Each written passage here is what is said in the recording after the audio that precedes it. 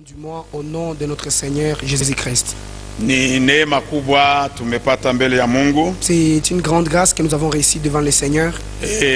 Kutupatia uhai na uzima. De nous accorder la vie et le souffle de vie.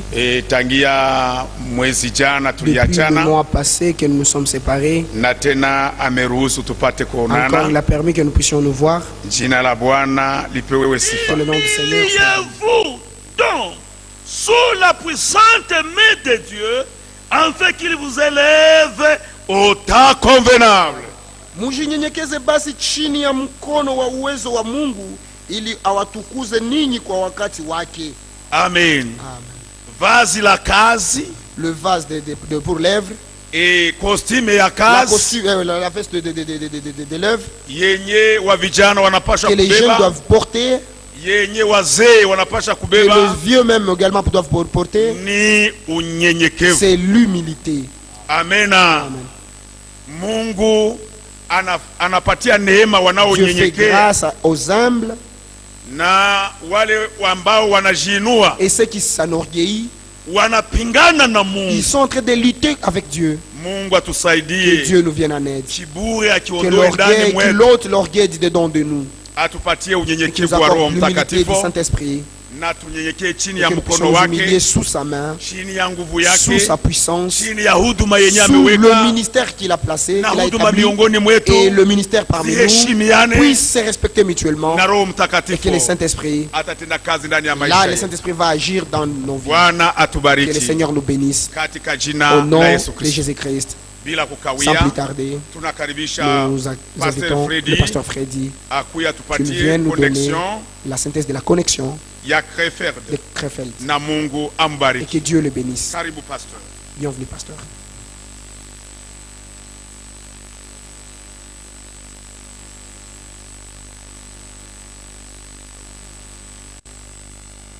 Que le Seigneur bénisse. Bwana awabariki.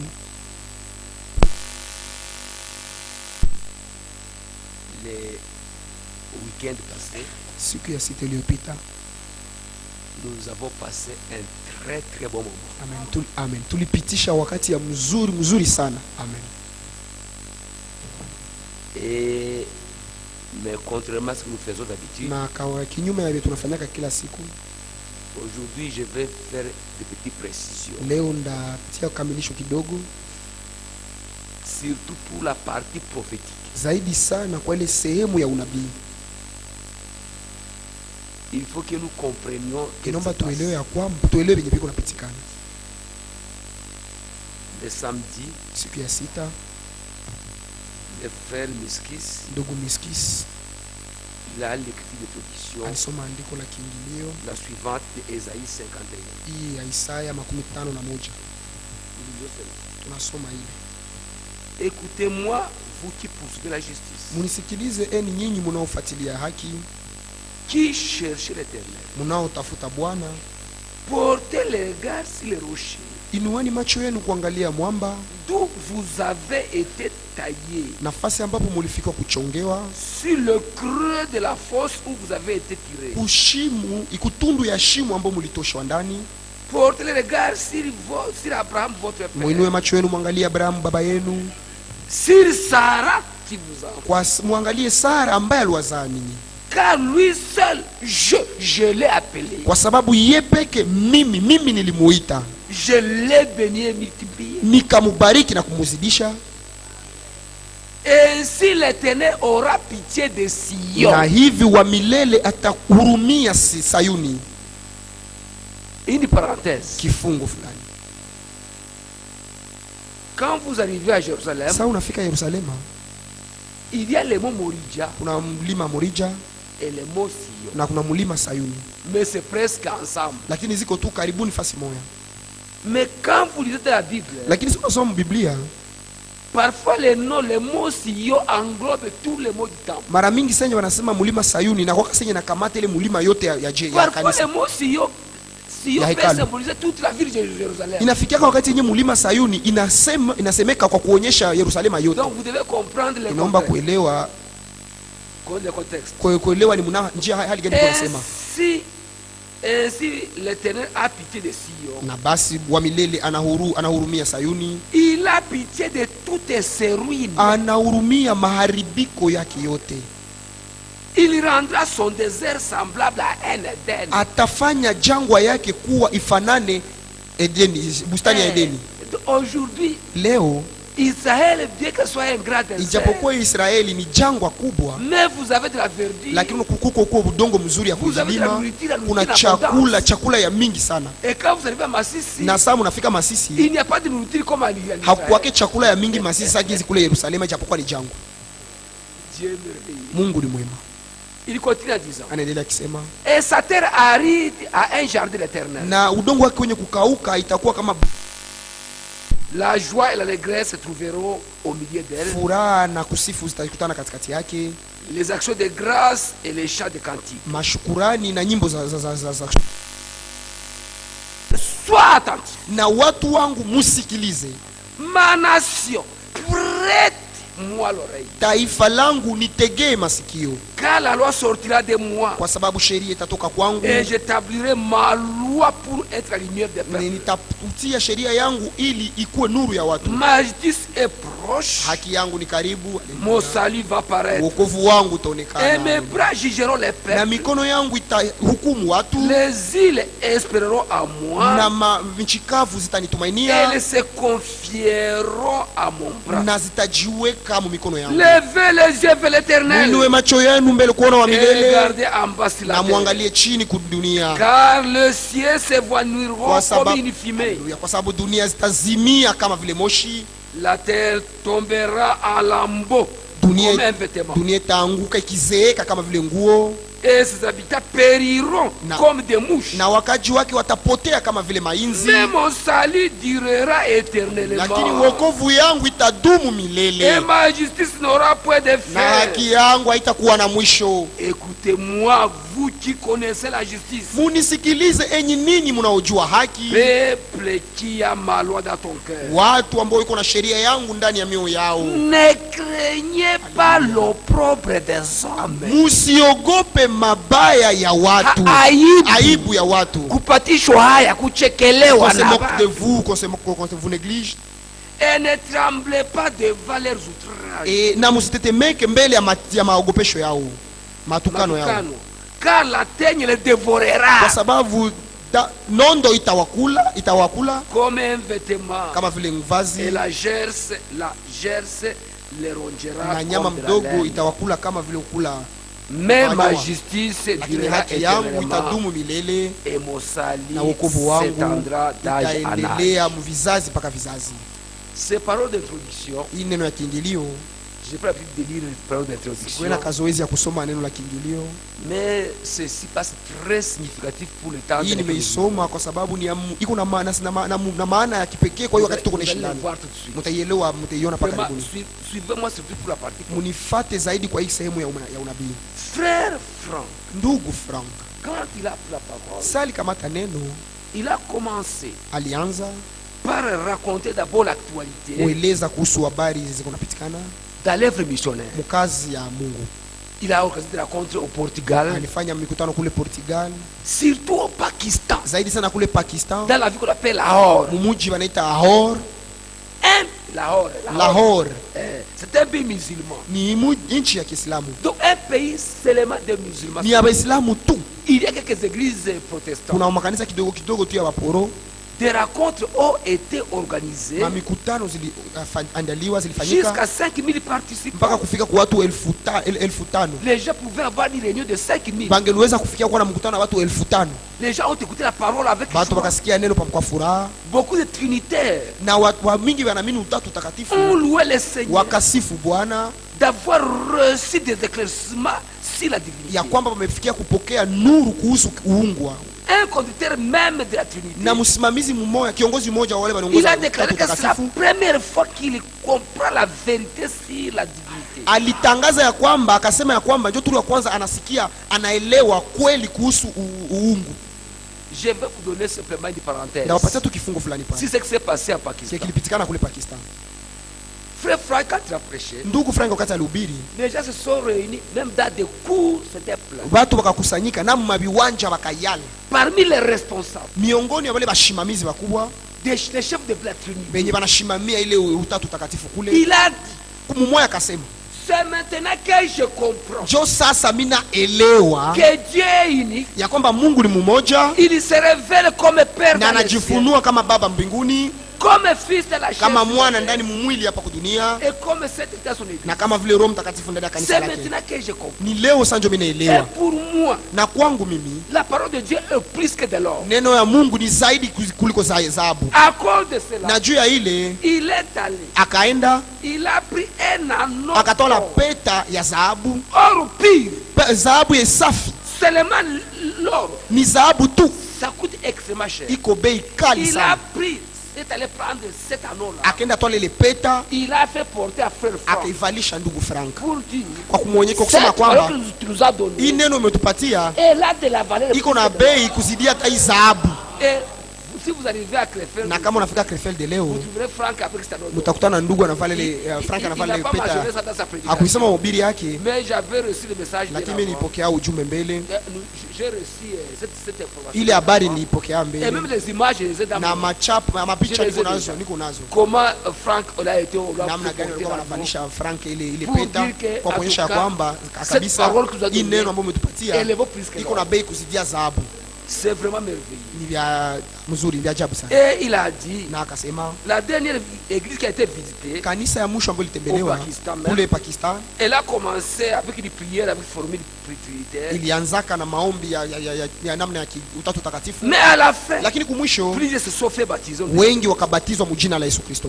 Vous voyez, il a même dit, Mwangalia vous pouvez akafikia na kusema, comprendre comment au Koweït, mnaweza elewa namna gani kule Kuwait il y a une église entière pentecôtiste kuko kanisa mzima ya où Wapentekotiste du pasteur jusqu'au dernier ambao tous kuanzia ont kumchungaji été baptisés au nom de Jésus. mpaka kondoo zote wote walibatizwa mjina la Yesu Pour Kristo. dire que les Kwa kusema ya kwamba pour dire avec joie kusema pamoja na furaha que la parole de Dieu est en train ya d'atteindre kwamba le monde. neno la Mungu liko na kufikia mipaka mwisho yote ya dunia. Que Dieu soit béni. Mungu abarikiwe. Et il a montré qu'au Na Pakistan, akaonyesha kwamba kule Pakistan il y a maintenant 56. Kuna- Il y a 56 kuna stations de radio 56 ya maradio qui diffusent ces yenye messages. iko napitisha ile Et il ujumbe, ne faut que répéter. na wanakuwa narudilia tu mahubiri ya ndugu Frank, wanakuwa narudilia mahubiri ya ndugu Et Frank. beaucoup de pays arabes. Na manchi mingi za Kiislamu za Kiarabu ziko nasikia ile Il y a ujumbe. de quoi louer le Seigneur. Kuko jambo la kusifu Bwana. Donc ça, c'est sur l'actualité qu'il a donné ça. Ile ni kuhusu habari ya iko napitikana mdunia alipana siku ya sita. Vous ne pouvez pas comprendre ça. Bon, nyie mwezi elewa saa zingine vile. Mais vous savez une chose. Lakini mnajua jambo moja, Quand vous allez dans les pays asiatiques, wakati unaenda muinchi zile za Asia, même en Turquie, hata kule quand vous avez Turki, une Bible, vous devez senye la uko na cacher Biblia unapasha kuivicha mbali basione. même en Algérie. Hata kule Si Algeria vous avez la Bible, vous devez la cacher. unakuwa na Biblia, naomba uiviche mbali sana basione. Vous allez aux Émirats arabes, Ukienda kule kuzimira Arabini, comme à Dubaï, Sanzi Dubai, vous ne pouvez pas montrer la Bible. haupashi onyesha Biblia hivi mkiwa. Parce que les kamikazes peuvent tomber. Juba sur vous. kamikazi wanaweza kuangukia. Mais Franck, lui, Lakini ndugu Frank yeye, quand il est arrivé au sasa Pakistan, alifika kule Pakistan, le gouvernement, gouvernement Lui a donné des gardes serikali ikampatia na bakumchunga.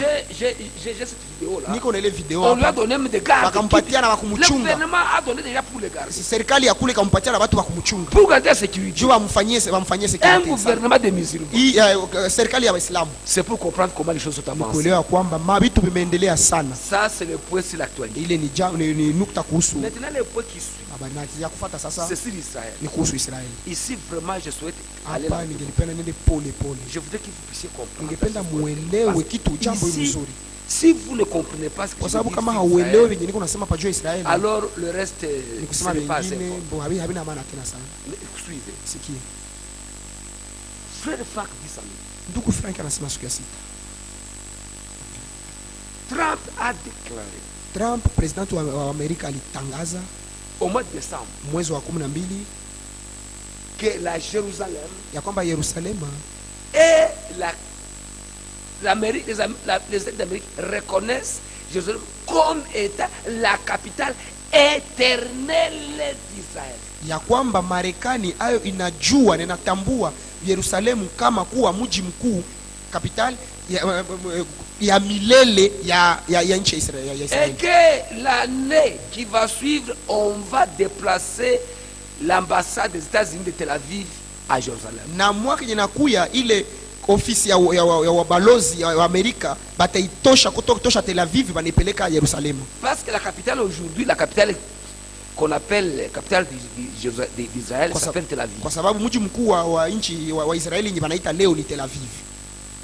Mais maintenant, lakini sasa la vraie capitale c'est Jérusalem. Mji mkuu ya mzuri ya kweli ni Yerusalemu. Mais la communauté internationale, lakini kama umoja wa mataifa n'a jamais accepté cela. Hayaikubaliaka ile. Ils ont attribué Jérusalem au est. Bashakamata Yerusalemu ya mashariki. Là où se trouve le mot du temple. Kwenye kuko mulima wa hekalu. Ils l'ont donné aux Palestiniens. Balishipatia wa Palestiniens.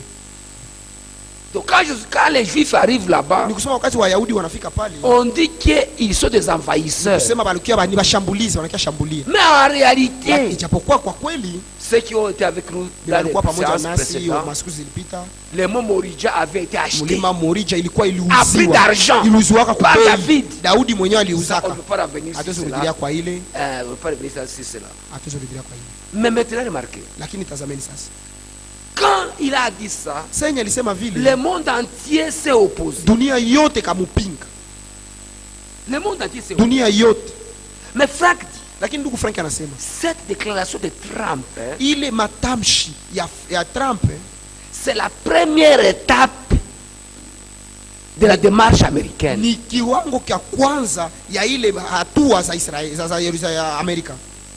La deuxième étape,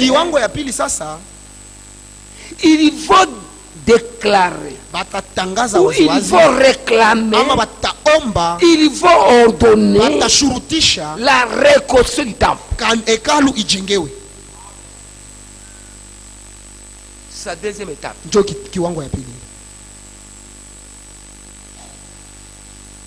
Mais maintenant, je veux vous faire, je vais reculer un peu. Si la partie historique.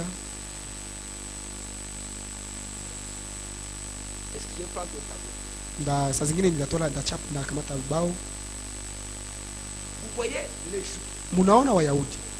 Le pasteur Malumingi parlait. Mchungaji Malumingi alikuwa akisema le peuple d'Israël avait été, namna gani watu wa Israeli, le pays d'Israël, nchi ya Israeli avait été divisé en deux. Iligabuliwa mara pili. Une partie comme le royaume de Juda, sehemu moja kwa kama ufalme wa Yuda, et l'autre comme Israël, na ingine kwa kama Israeli. Mnajua ile nyote mko bahubiri. Israël c'est celui-là qui a évolué. Israeli ndio lenye liendelea avec des successions de rois, mabadiliko ya wafalme, et ils ont fini par entrer en captivité chez Assyriens. Kwenda kwa utumwa kule kwa Assyria. 721 mbele ya Yesu Kristo. Et le royaume de Juda aussi, na ufalme wa Yuda vile vile a évolué, nao ilisonga mbele avec succession de rois, na mabadiliko za wafalme qui ont régné sur Jérusalem, walikuwa wakitawala juu ya Yerusalemu. Mais en 606, lakini mu mwaka 606, mu mwaka 606 ils sont entrés aussi en captivité. Nao wakabebwa utumwani. Nebukadnezar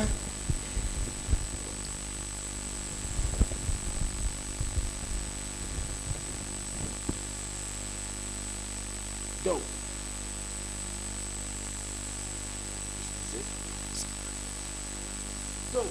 Israël, ni kusema Israeli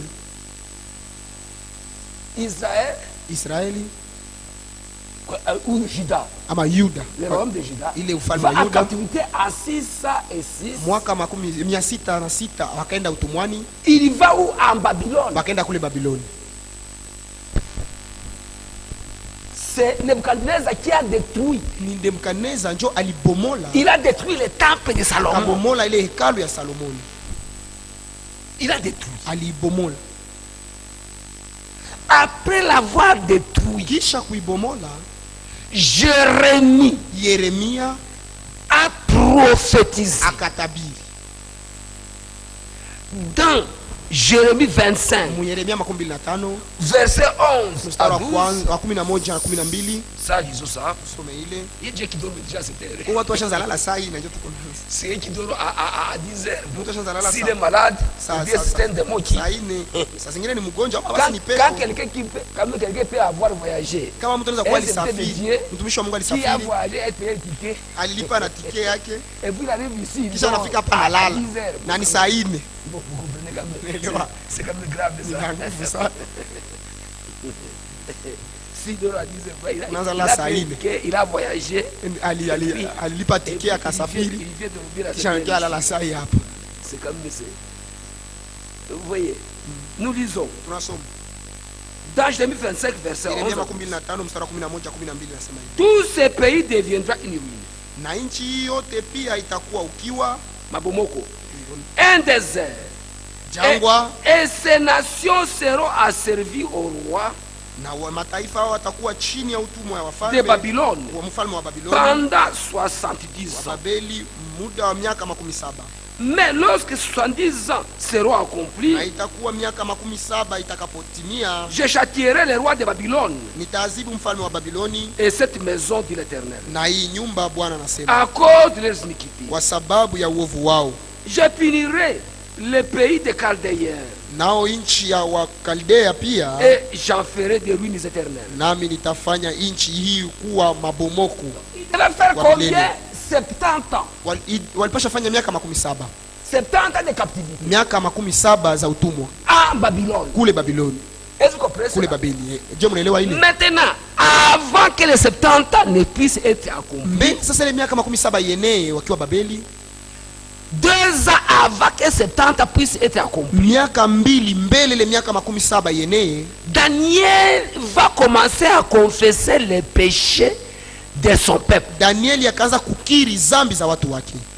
quand il a commencé à confesser les péchés de son peuple,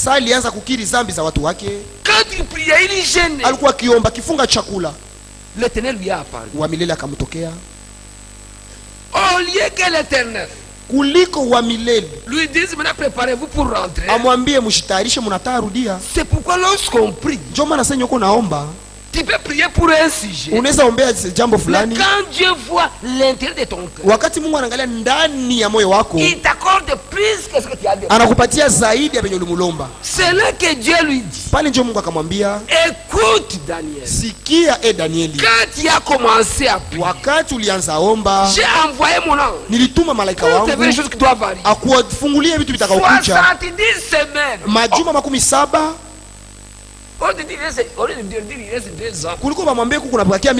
lui a parlé de 70 semaines.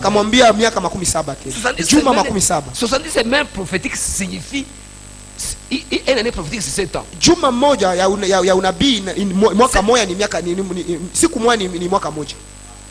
Juma moja ni miaka 7. Une semaine d'année. Juma moja ni juma ya miaka. 70 semaines ont été données au peuple d'Israël. Majuma 70 zilipewa kwa Israeli. Jusqu'à l'établissement du millénium. Mpaka kufikia kwa utawala wa miaka 1000. Pour mettre fin à la prophétie. Ili kumaliza unabii. Pour sceller les visions. Kutia muhuri maono. Votre peuple a droit à 70 semaines. Inchi yako watu wako wiko na haki ya majuma 70. 70 semaines c'est quel cas ça nous entend? Majuma 70 ni kiwango ya miaka 490. Est-ce que vous comprenez ça? Je mnaelewa hili? La prophétie, nous sommes dans Daniel 9. Vous êtes présent. Pale tuko mu Daniel sura 9 mko wahubiri. À partir du verset 23. Kuanzia mstari wa 23 kunashuka. J'enseigne pas sur Niko nafundisha majuma 70 ya Danieli hapa. Ningefundisha ile. Je peux parler de ça. Ningelisema juu ya ile. Mais nous sommes pas dans un enseignement. Lakini hatuko mafundisho ya majuma 70 ya Danieli. Il dit. Anasema. Depuis que tokea l'ordre a été donné. Amri litolewa. Pour reconstruire temple. Juu ya kujenga hekalu. Jusqu'à loin. Mpaka kumbali kule. Mpaka mpakaliwa. Oui.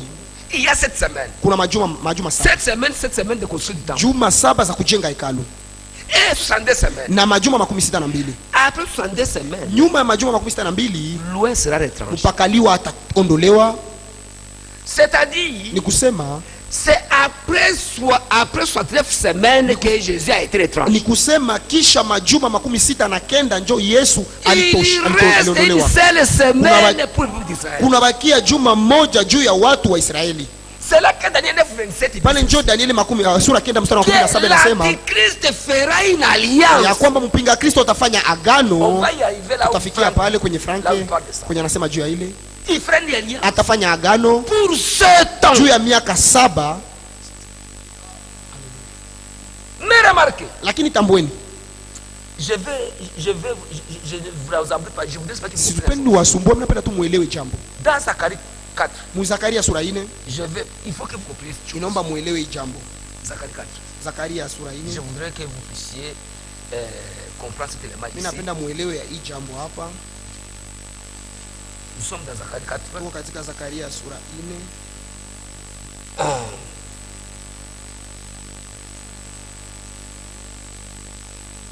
Verset 2. Mstari wa 2. Il me dit, que vois-tu? Akaniambia, unaona nini? J'ai répondu, je regarde.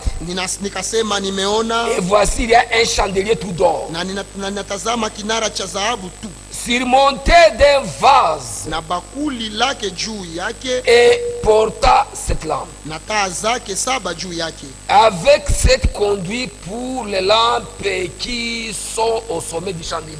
Na midaka 7 kwa taa moja zilizo juu yake. Et il y a près de lui des oliviers. Na mizeituni miwili kando yake. L'un à la droite du vase et l'autre à gauche. Moja kwa upande wa kuume wa bakuli na moja kwa upande wa kushoto. Et reprend la parole, je dis à l'ange qui parle avec moi. Nikajibu nikamwambia malaika aliyenisemezana nami nikisema, que signifient ces choses, mon Seigneur? Hii nini bwana wangu? L'ange qui parlait avec moi me répondit. Halafu malaika aliyesemezana nami akajibu, ne sais-tu pas ce que signifient ces choses? Akaniambia, haujui hii ni nini? Je dis non, Seigneur. Nikasema sijui bwana. Alors il reprit et me dit. Halafu akajibu akaniambia akisema, c'est ici la parole que l'Éternel a adressée à Zorobabel. Hili ni neno la Bwana kwa Zerubabeli. Ce n'est ni pas la puissance, likisema si kwa uwezo, ni pas la force, wala si kwa nguvu, mais par mon esprit, lakini kwa roho yangu, qui était désarmé. Bwana wa majeshi anasema, qui est une grande montagne? Nani wewe mlima mkubwa? Zorobabel, mbele ya Zerubabeli utakuwa inchi sawa. Il posera la pierre principale au milieu de l'acclamation. Naye ataleta inje jiwe la juu kwa kulalamika. Qui est une grande montagne? Wewe mlima mkubwa wewe ni nani? Mbele ya Zorobabeli qui sera plein, utasawanishwa. Zorobabel posera la première pierre au milieu de l'acclamation. Zorobabeli ataweka jiwe la kwanza la pengo miongoni mwa washangilia. Grâce pour neema kwake. La parole de l'Éternel me fit adresser. Neno la milele kanikujia kwa imani. Les mains de Zorobabel ont fondé cette maison. Mikono ya Zorobabeli imejenga nyumba hii. Et ses mains l'achèveront. Na mikono yake itaimaliza. Et tu sauras que l'Éternel des armées. Na utajua kwamba Bwana wa milele, Bwana wa majeshi alinituma kwenu. Tazameni mfuate sasa. Il lui a été donné 70 ans. Walimupatia miaka 17. 70 ans de captivité. Miaka 17 ya utumwani. À Babylone. Kule Babeli. Et quand 70 ans se sont écoulés. Na wakati miaka 17 iliisha. Vous vous souvenez que les ustensiles. Mnakumbuka ile vyombo. Vous êtes des prédicateurs. Mko bahubiri. Les ustensiles du temple. Vile vyombo vya kanisa. Avaient été apportés par. Bilibebewaka na Nebukadneza alibebeka. Vous tous vous avez déjà prêché mene tekeli. Nyote mshahubiri mene tekeli mnayua ile. L'écriture samurai. Ile imeandikwa kibambazi. Belshazzar, le fils de Nebuchadnezzar. Na Belshazzar mwana wa Nebukadneza. Il avait pris les vases. Alikamataka ile vyombo. Que son père avait emporté. Jambo baba yake alikuwa alibeba. Il avait bu. Na akakunyia ndani na bakahaba bake. Et quand il était en train de jouer, na sasa kuna cheza na furahi. Quand ils étaient en transe, biko na bana kushifurahisha. Il met à écrire cela. Kone kaandika kukibambazi. Mene na vingine vyote mnajua vile mko bahubiri. Et cette même nuit là. Na ile usiku ile. Les Médo-Perses. Wa Médo-Perses sont venus ont détruit. Bakakuya bakabomoa. Ils ont chassé la royauté. Wakatosha ufalme wa Belshazzar wakaondoa. Et les Médo-Perses ont pris. Médo-Perses wakatwala. Ils ont pris Babylone. Wakatwala Babeli. Est-ce que vous comprenez cela? Je mnaelewa ile. Maintenant, sasa à l'époque des Médo-Perses, kwa wakati ya Médo-Perses, un roi Cyrus, mfalme Kiro, un roi Cyrus, mfalme Kiro, Dieu le réveilla. Mungu akamwamsha. Nous lisons dans Esaïe 44. Tunasoma Isaya 14. Et Franck a lu hier. Ndiko yenye Frank alisoma jana. Esaïe 44. Isaya 14. Au verset 28. Mstari wa 28. Esaïe 44 verset 28. Isaya 14 mstari wa 28. Et je vais lire aussi ndasoma pia dans des chroniques aussi. Mambo ya siku ya pili. Mais suivez. Tusome. Esaïe 44 verset 28. Isaya 14 mstari wa 28. J'ai dit à Cyrus, il est mon berger et il accomplira ma volonté. Il dira de Jérusalem qu'elle soit rebâtie et du temple qu'il soit fondé. Ninasema juu ya Kiro, mchungaji wangu, na atafanya yote ambayo yananipendeza. Hata kuambia Yerusalema utajengwa, na ile hekalu msingi wako utawekwa.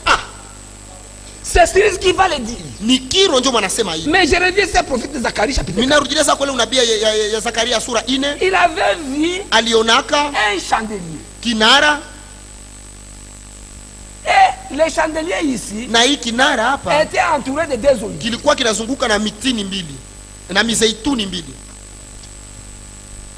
Et les deux oliviers na ile mizeituni mbili représentent les deux prophètes qui vont prêcher à Jérusalem. Inamaanisha wale wanabii wale ambao watahubiri kule Yerusalemu. Mais vous voyez que le temps d'Israël, na mnako hiyo wakati ya Israeli, le temps de l'église, wakati ya kanisa, il y a Israël, kuko Israeli, il y a l'église, kunakuwa kanisa, il y a Israël. Kisha tena kunakuwa Israeli.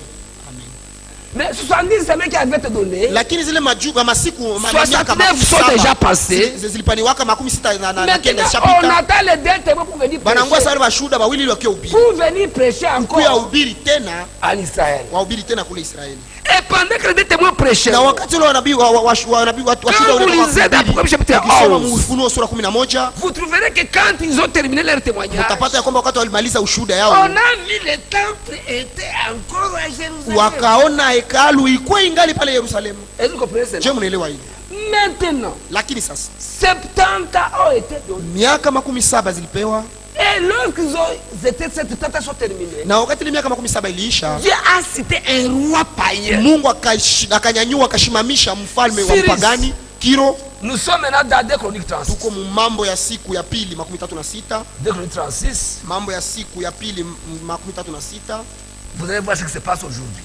Mutaona venye biko napitikana leo. 36 ici vraiment pour la partie prophétique, je suis que vous comprenez très bien. Hapa kwa hii sehemu ya unabii mimi napenda muelewe vizuri. Je commence au verset 21. Mimi naanza kumstari wa 11. Enfin que s'accomplit la parole de l'Éternel prononcée par la bouche de Jérémie. Ili timilike neno la wa milele ambalo litasemeka kwa kupitia kinywa ya Yeremia. Jusqu'à ce que le pays y jouit de ses sabbats. Mpaka inchi ifurahie sabato zake. Il se reposa tout le temps qu'il fut dévasté. Ikapumzika wakati yote iliharibishwa. Jusqu'à l'accomplissement de 70. Mpaka kutimilika miaka 17. Pendant les 70 ans muda wa miaka 17 de captivité, ya utumwa, il ne peut pas moyen de respecter les sabbats. Kulikuwa hakuna namna ya kuheshimia sabato. Ils étaient soumis. Walikuwa wamewekwa chini ya mfalme wa Babeli. Maintenant quand 70 ans sont accomplis, wakati ile miaka 17 iliisha, il fallait qu'ils retournent dans leur sabbat. Iliomba warudie msabato yao. Maintenant suivez cette élément. Sasa musikie hii hapa. Verset 22. Mstari wa 12. La première année du roi Cyrus. Ikawa katika mwaka wa kwanza wa Kiro. La 40e année. Mwaka wa kwanza. Première année. Mwaka wake wa kwanza. Du roi Cyrus. Wa mfalme Kiro. Roi de Perse. Mfalme wa Persia. Afin que s'accomplisse la parole prononcée par la bouche de Jérémie. Ili timizwe neno la Bwana lililosema kwa kinywa cha Yeremia. L'Éternel réveilla l'esprit de Cyrus. Bwana akamsha roho ya Kiro mfalme wa Persia. Qui fit faire de vive voix et par écrite publication dans tout son royaume. Hata akafanya tangazo katika ufalme wake wote. Ainsi parle Cyrus roi de Perse. Akaandika pia akisema Kiro mfalme wa Persia anasema hivi. L'Éternel Dieu des cieux. Wa milele Mungu wa mbinguni. M'a donné tous les royaumes de la terre. Amenipa falme zote za dunia. Il m'a commandé de lui bâtir une maison à Jérusalem. Naye ameniagiza nimjengee nyumba katika Yerusalema ulio katika Yuda. Qui d'entre vous est de son peuple? Basi kila mtu katika ni nani aliye mtu wake, watu wake? Que l'Éternel son Dieu soit avec lui et qu'il monte. Wa milele Bwana Mungu wake akuwe pamoja naye na yapande. C'est la première année du roi. Ni mwaka wa kwanza wa mfalme Kiro. Mufate sasa. Lorsque le Seigneur est venu, wakati Bwana alikuja, il va prophétiser en Matthieu 24. Akatabiri Mathayo 14. Lorsque vous verrez Jérusalem investie, wakati mtakaona Yerusalemu ikiwa imezungukwa na majeshi, que celui na ule que celui qui est sur la montagne, mtu mwenye yuko juu ya mlima ne revienne pas dans asishuke mbonde. Celui qui est sur le toit, qui mwenye yuko juu ya nyumba akimbie. Il prophétisait une autre destruction. Kuna tabiri mabomoko maribifu yengine. Ce temple, hii hekalu avec Cyrus, pamoja na Kiro, Cyrus a donné l'ordre. Kiro alipana amri. Quand Cyrus a donné l'ordre, wakati Kiro alipana amri, et Zorobabel, na Zorobabeli, lorsqu'il a posé la première pierre, salitia jiwe la kwanza, on a fouillé, bakachimba, on a fouillé, bakatafutisha pour chercher les anciens fondements, kutafuta ile misingi ya kwanza. Parce que le modèle qui avait été donné, kwa sababu mfano ambao lipaniwaka à David, kwa Daudi, ce modèle devait être respecté. Balipasha kuheshimia ile mfano, les mêmes dimensions, ile mipaka urefu. Si on vous demande de construire un tabernacle de ces mêmes dimensions, bakakwambia ujenge kanisa ya hii ukubwa hivi, pour respecter correctement, kama unapenda uheshimie, vous devez retrouver la fondation. Inapasha uone upate misingi ya kanisa. Na Zorobabeli akachimba jusqu'à ce qu'on a trouvé la fondation, mpaka wakapata ile misingi ya kwanza. Et lorsqu'on a posé les fondements, na sawa litia jiwe kwa ile msingi, la première pierre, jiwe ya kwanza kwa ile msingi. Dans Zacharie chapitre 4, Zakaria sura 4, on dit la pose la première pierre, wakasema litia jiwe ya kwanza, au lieu des acclamations, na watu wakifurahi wakipiga mikono wakishangilia. On a posé la première sawa litia jiwe ya kwanza kwa ile msingi. Dieu merveilleux. Mungu ni mwema. Amen. Amen. Maintenant, sasa ce temple de Zorobabel, ile hekalo ya Zorobabeli ambayo Zorobabeli alijenga l'an 70, mwaka 17, l'an 70, mwaka 17, toujours 70, mwaka 17 tu, toujours 70, 17 tu, l'an 70, mwaka 17 après Jésus-Christ, kisha Yesu Kristo. C'est Rome, ni Roma sasa qui détruit. Je na bomola. Rome c'est Babylone. Roma sio Babeli. Qui détruit? Inabomola mwaka tu 17. Est-ce que vous comprenez? Je mko naelewa? Et le peuple a été dispersé. Na watu wakatawanyishwa ulimwengu wote. Tous les juifs ont été Wayahudi wote wakatawanyishwa ulimwengu wote. Dans les pays du monde entier. Mudunia mwinchi zote za dunia. Mais Dieu, lakini Mungu avait déjà promis. Alikuwa alishaahidi en Ezekiel 36. Mu Ezekieli 36. Ezekiel 36. Ezekiel 36. Verset 24. Cette partie que vous comprenez. Na ile hii sehemu ya unabii naomba muielewe mbele tuingie mu vingine. Ezekiel 36. Ezekiel 36. Au verset 24. 36 mstari wa 24. 34 verset 26. 36 mstari wa 24. Je vous retirerai d'entre les nations. Kwa sababu nitawatoa nyinyi katika mataifa. Je vous rassemblerai de tous les pays. Na kuwakusanya nyinyi nyote kutoka nchi zote. Je vous ramènerai dans votre pays. Na nitawaleta nchini mwenu. Amen. Amen. Dieu avait déjà dit. Mungu alikuwa alishasema. Et dans Joël. Na katika Yoeli. Joël chapitre 3. Yoeli sura 3. Ce n'est pas un enseignement encore de la fondage. Mais je voudrais que ceux qui n'étaient pas ici puissent acheter. Nilipenda wenye wakuwa hapa nao wapate kuelewa. Dans Joël. Mu Yoeli au chapitre 3. Sura 3. Joël chapitre 3. Yoeli sura 3.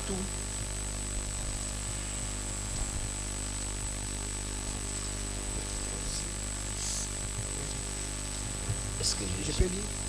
Chapitre 3. Verset 1. Car voici ces jours à cet temps-là, quand j'amènerai captifs de Juda et de Jérusalem. Kwa maana tazameni katika siku zile na kwa wakati ule, wakati nitakapo rudisha tena wafungwa wa Yuda na Yerusalemu. Je rassemblerai toutes les nations.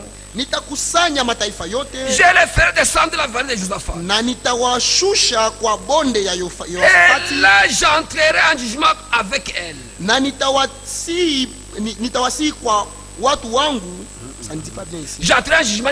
Nitawahukumu. au sujet de mon peuple Israël, kuhusu watu wangu urithi Israeli, watu wangu urithi wangu ambao walitawanyisha katika mataifa yote, et au sujet de na mon pays kuhusu nchi yangu ambao waligabula. Amen. Amen. N'oubliez pas, musisahau, si vous remontez kama unarudi dans Joël chapitre 2, Yoeli sura 2, c'est même Joël qui a dit, ni ule Yoeli nyuma alisemaka, j'ai monto Joël chapitre 2, Yoeli sura 2, Joël chapitre 2, Yoeli sura 2,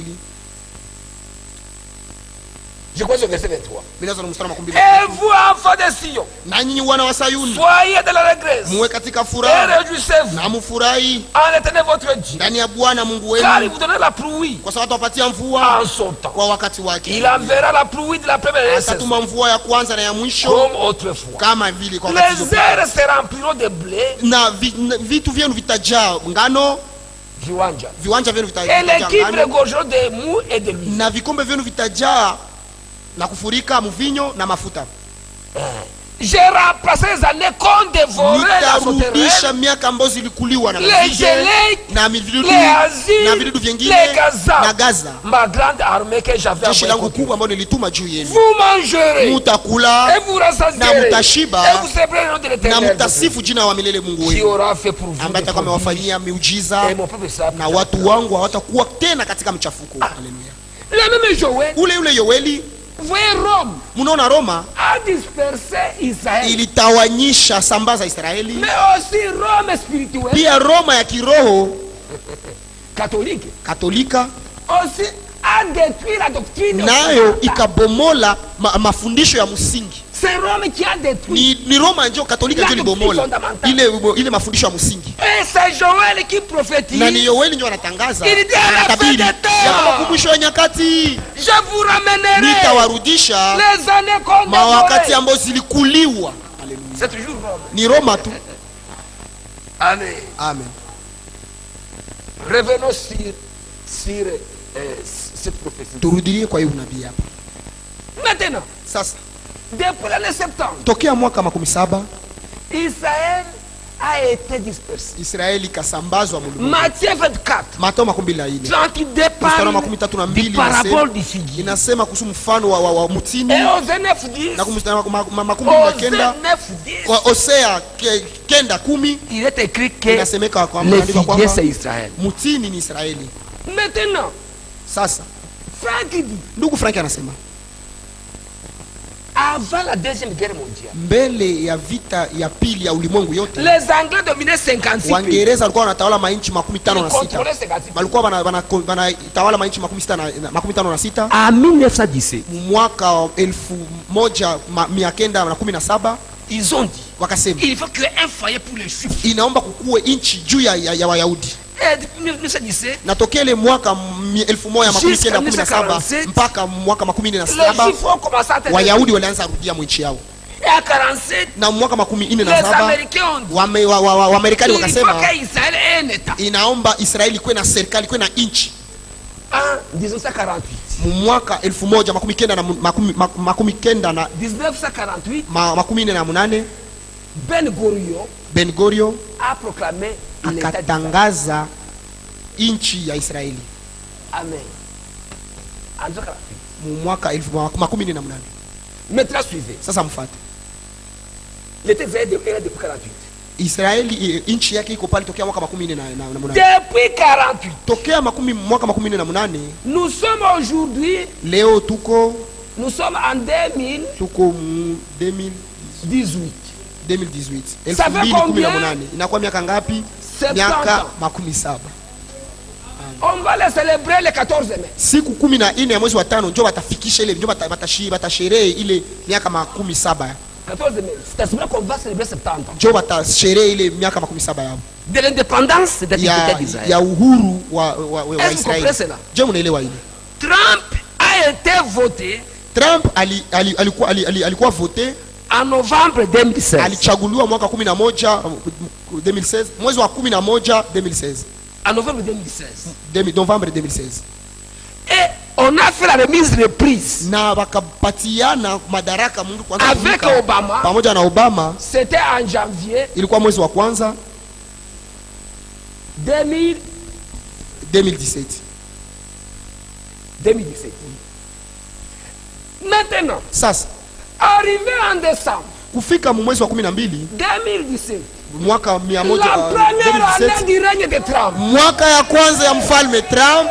Est-ce que vous comprenez ça? Je mnaelewa hivi? La première année du règne de Trump, mwaka wa kwanza ya utawala ya Trump, il dit non, anasema hapana, nous reconnaissons tunatambua que Jérusalem ya kwamba Yerusalema est la capitale éternelle d'Israël. jo inchi mkubwa ya milele ya Israeli. Mwaka yake ya kwanza ya utawala. Frère, frère, si tu ne comprends pas, ndugu, kama wewe uelewe, la première de Trump, mwaka ya kwanza ya utawala ya Trump, il dit anasema Yerusalema inapaswa kuwa tu pale. Les Turcs ont dit non, non, non, non. Watirki wakasema hapana, wakasema hapana. Si Jérusalem, kama Yerusalem doit être la capitale d'Israël, inapaswa kuwa mji mkuu wa Israeli, il faut que ce soit Jérusalem ouest. Inaombe kwa Yerusalema ya magharibi. Mais Jérusalem est, lakini Yerusalema ya mashariki hapana. Mais Dieu a dit, lakini Mungu akasema, lisons cette écriture. Soma ile andiko Dans Zacharie 12. Zakaria 12. Zacharie 12 verset 6. Zakaria 12 mstari wa 6. Il est écrit. Inaandikiwa. Zacharie 12 verset 6. Zakaria sura 12 mstari wa 6. En ce jour-là, je ferai des chefs de Juda, kwa ile wakati nitafanya viongozi wa Yuda comme un foyer ardent parmi les bois, kama moto yenye kuwaka sana miongoni mwa miti, comme une torche enflammée parmi les gerbes, kama taa kubwa yenye kuangaza katikati ya majani. Ils dévoreront à droite et à gauche, watakula kushoto na kuume, wataunguza tous les peuples de l'entour, watu wote ambao wanawazunguka. Mufuate sasa hapa. Et Jérusalem, na Yerusalema reste à sa place, itabakia nafasi yake pale Yerusalema. Amen. Amen. C'est pourquoi, même s'ils contestent cela, cela sera réalité. Bile ni uhakika. C'est maintenant que pourquoi hier maintenant. Ndio maana jana sasa Frère Frank, ndugu Frank akasema que il y a une première étape. Ya kwamba kuko kiwango cha kwanza. C'était proclamer Jérusalem comme la capitale. Ilikuwa ni kutangaza Yerusalema kama mji mkuu. Mais la deuxième étape, kiwango ya pili, c'est de proclamer la construction du temple. Kiwango ya pili ni kutangaza ya kwamba hekalu litajengewa. Il y a une organisation kuko mkusanyiko moja qui existe déjà yenye iko ishakuwa pour la construction du temple, yenye inahusika kwa kujenga hekalu. Et cette organisation na ile mkusanyiko elle existe depuis bien avant. Iko tokea mbele. Mais cette organisation, lakini ile mkusanyiko pour elle, kwa kuihusu, elle a déjà pris tous les matériels, tout. Vyombo vyote vya kazi vya kujenga washatayarisha vyote vinaenea vyote. Sauf l'arche. Kunakosa tu sanduku la agano. Tout est déjà là. Mais lakini vingine vyote viko. Et pour eux, na kujili yabo, pour cette organisation là, juu ya ile mkusanyiko wale watu, il faut qu'on construise ce temple. Inaomba bajenge hekalu pendant que Trump est encore, wakati president Trump wa Marekani angali na utawala. C'est pourquoi ndio maana il y a maintenant une maquette. Kuko jengo iko sa plan. Une maquette de billets. Kuko kichele. Kuko kichele. Na kuna kwa manoti. Kichele ya franc. Vous savez la monnaie israélienne. Unajua pesa ya Israeli? On appelle ça shekel. Banitaka shekeli. Mais il y a des pièces. Sasa kuko mabichele où on va dessiner ici. Kwa ile kichele batachapa Kiro, mfalme Kiro. Et derrière, na kule nyuma wanachapa kwa hekalu. Le temple de Zorobabel. Banajenga wanachapa kule hekalu ya Zorobabel. Il y a maintenant des billets aussi. Kisha kuna kwa sana na manoti où on va mettre Trump, kwa batachapa kwa president wa Amerika Trump avec le troisième temple. Kisha na hekalu ya tatu yetajengwa. Na kule nyuma on met Cyrus, banatia Kiro et le temple na ile hekalu ya Zorobabel. Amen, nous serons en Israël. Mwezi wa 5 tutakuwa kule Israeli. Quand on va fêter les sasa yenye batasherehe ile mwaka wa 17. Peut-être que nous reviendrons avec les pièces de. Saa zingine tutakuwa turudia kwa na ile bichele bana bachapa. Kuna kukiro na hekalu. C'est merveilleux. Ndugu, ni ajabu. Et je crois. Na mimi naamini. J'ai cherché dans Google. Nimetafuta ku Google pour comprendre ce qui va se passer. Le 14 mai, siku 14 mwezi wa 5, un grand festival. Kutakuwa karamu kubwa 70 ans. ya miaka 7. et l'ambassade de l'Amérique. Na ambassade ya Amerika, ubalozi wa Amerika va être placé au mois de mai à Jérusalem. Mwezi wa 5 ndio watairutosha kule Tel Aviv anipeleka Yerusalemu. Quel sont les discours qui vont être prononcés? Sasa ni hotuba gani batasema? En tout cas, franchement, kabisa, moi je m'imagine. Mimi niko nawaza que les discours de 14 mai. Ile mahutuba za siku 14 ya mwezi wa 5. Ça sera des discours terribles. Itakuwa mahutuba za kuza. Ça sera pour nous construire le temple. Itakuwa ni kuhusu kujenga hekalu. Ndio vile mimi nawaza.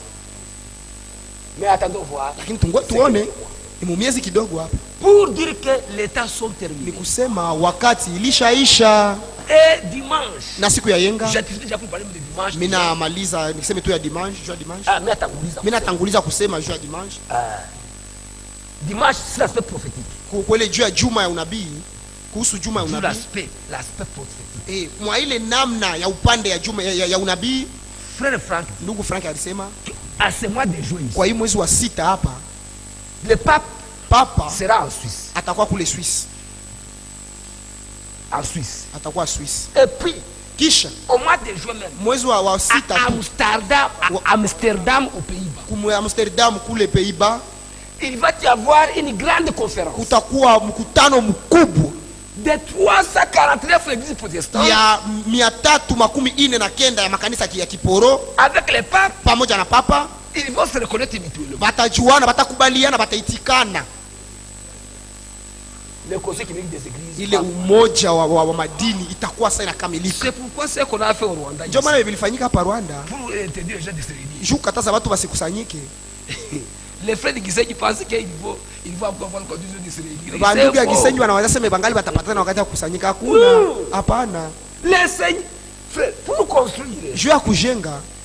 Au contraire, kwanza kinyume, on va renforcer les mesures. Watakazilia ile makshurti. Pour interdire les autres stades. Juu wakataze wengine basi et au Congo, le conseil mondial va venir. Na kimuna umoja wa madini itafika pa Mkongo. Ils vont s'interdire. Na hapa wao wataza kataza watu.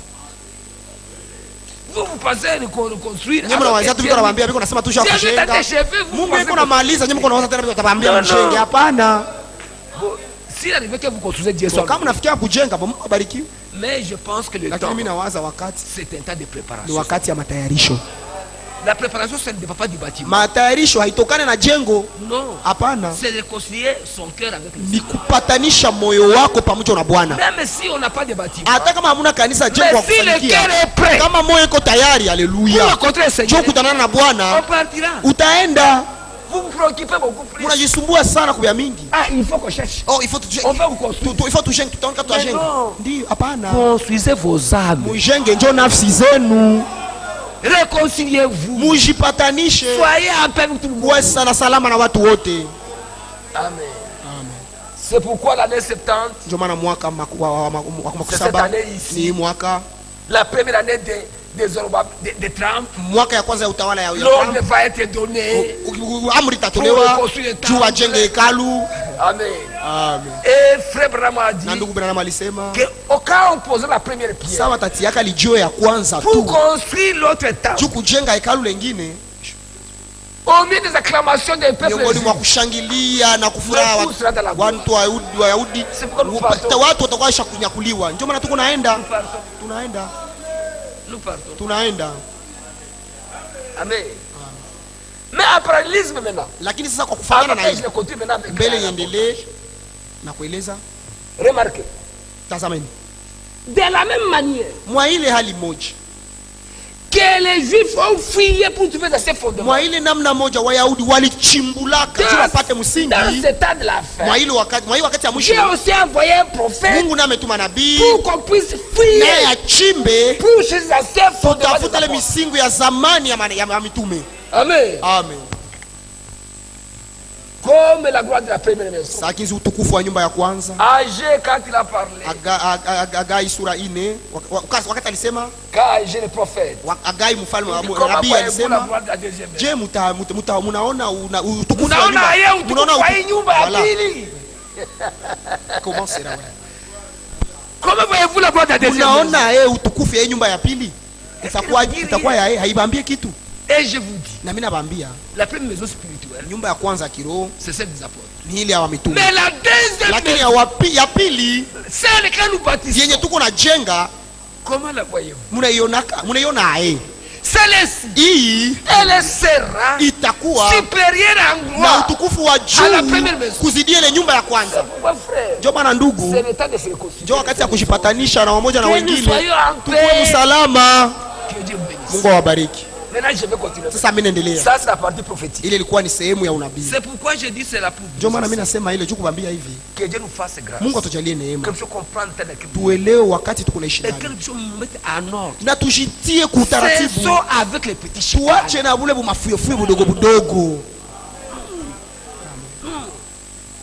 Nous devons arriver Tunapasha kufikia au temps où je peux me mettre à la télévision. kwenye wakati mimi napasha simama ku television kuruninga, mimi nasema Qui peut, avec qui j'ai des problèmes. mimi nasema ku television watu wote wananisikia, nani mwenye niko naye shida akuye aniambie. Mais déjà entre les frères, Lakini kwanza Entre- katikati ya bandugu, katikati ya on ne bahubiri se salue pas. hamsalimianake, On se tiraille. munakokotanaka.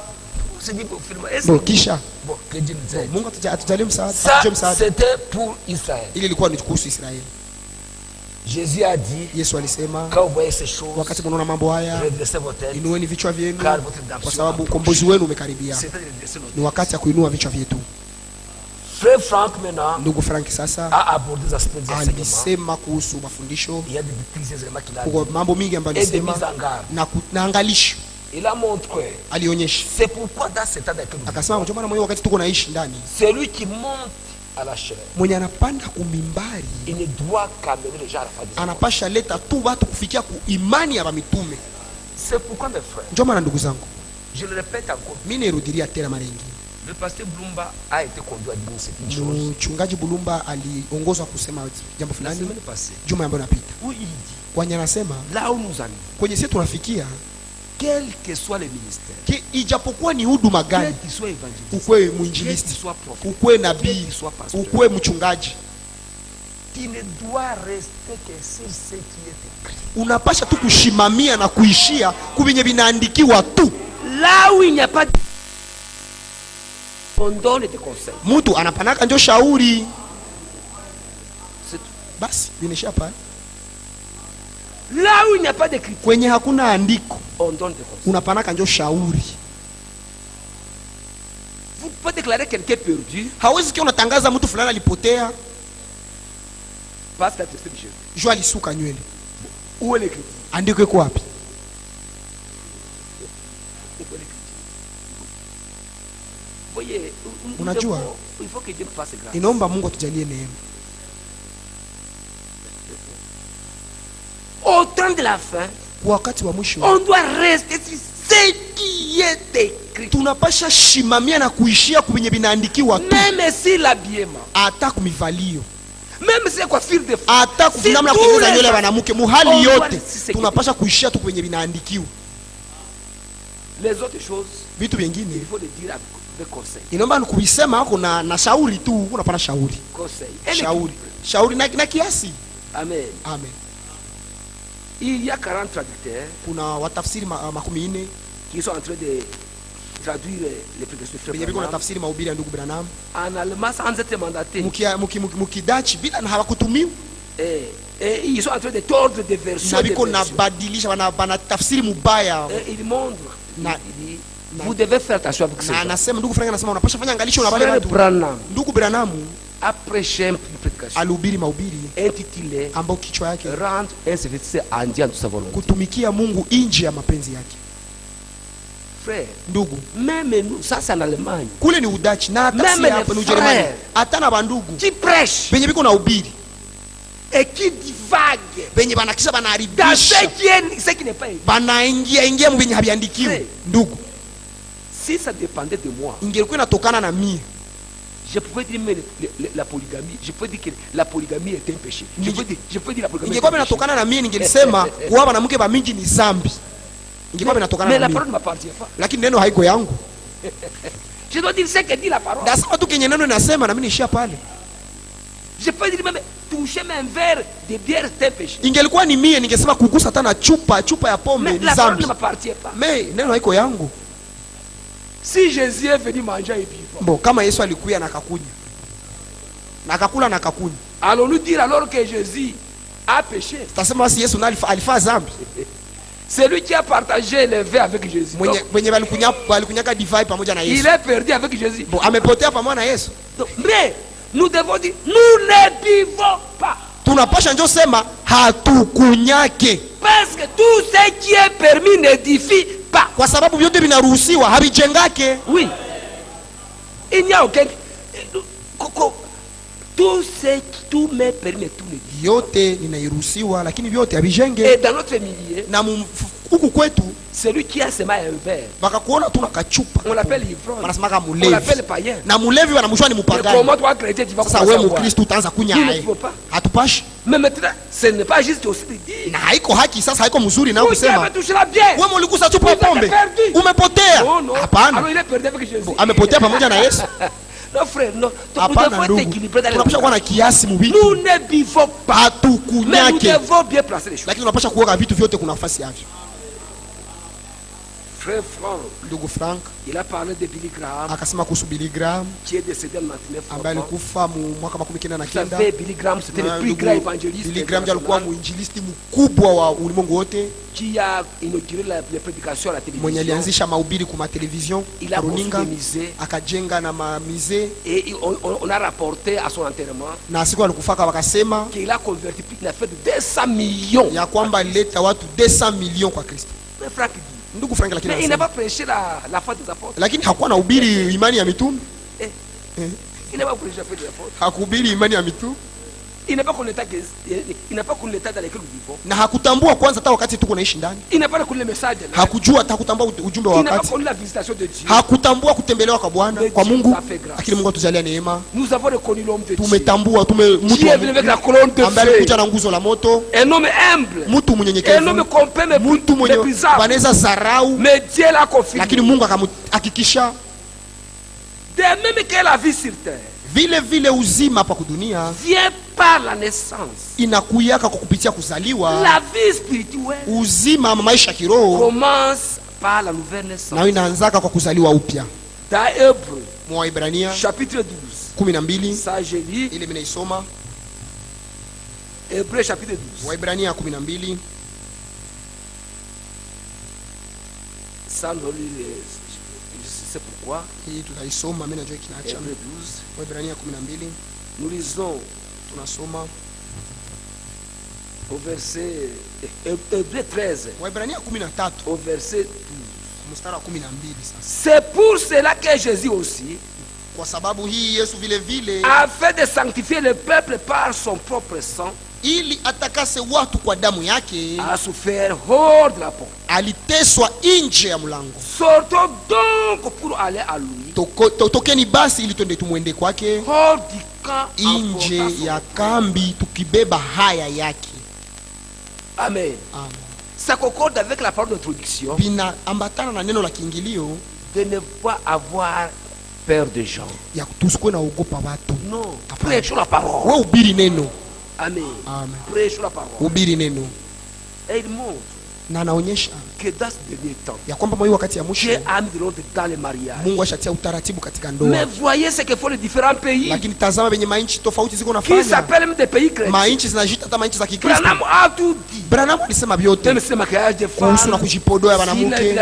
Kuhusu kuvala. Tout ce qui concerne aussi les hommes. Vyote vinahusu na wanaume. Il a parlé de la soumission des femmes. Alisema kuhusu hata kutii ya wanawake, ya kukata nywele. Et tous les plans du salut. Na mpango yote ya wokovu wa Mungu. Frère, ndugu, en tant que des conducteurs, kama vile viongozi, comprenez ceci. Muelewe hivi. En rapport avec les femmes, kuhusu banamuke, Dieu a donné une seule interdiction. Mungu alikatazaka tu kitu moja, kenye alikataza sana, kukata nywele. Le reste, il a donné des conseils. Vingine vyote alipana mashauri. Nous devons parler comme, na tunapasha kusema vile na sie. Nous devons parler comme Branham. Tunapasha sema kama vile Branham.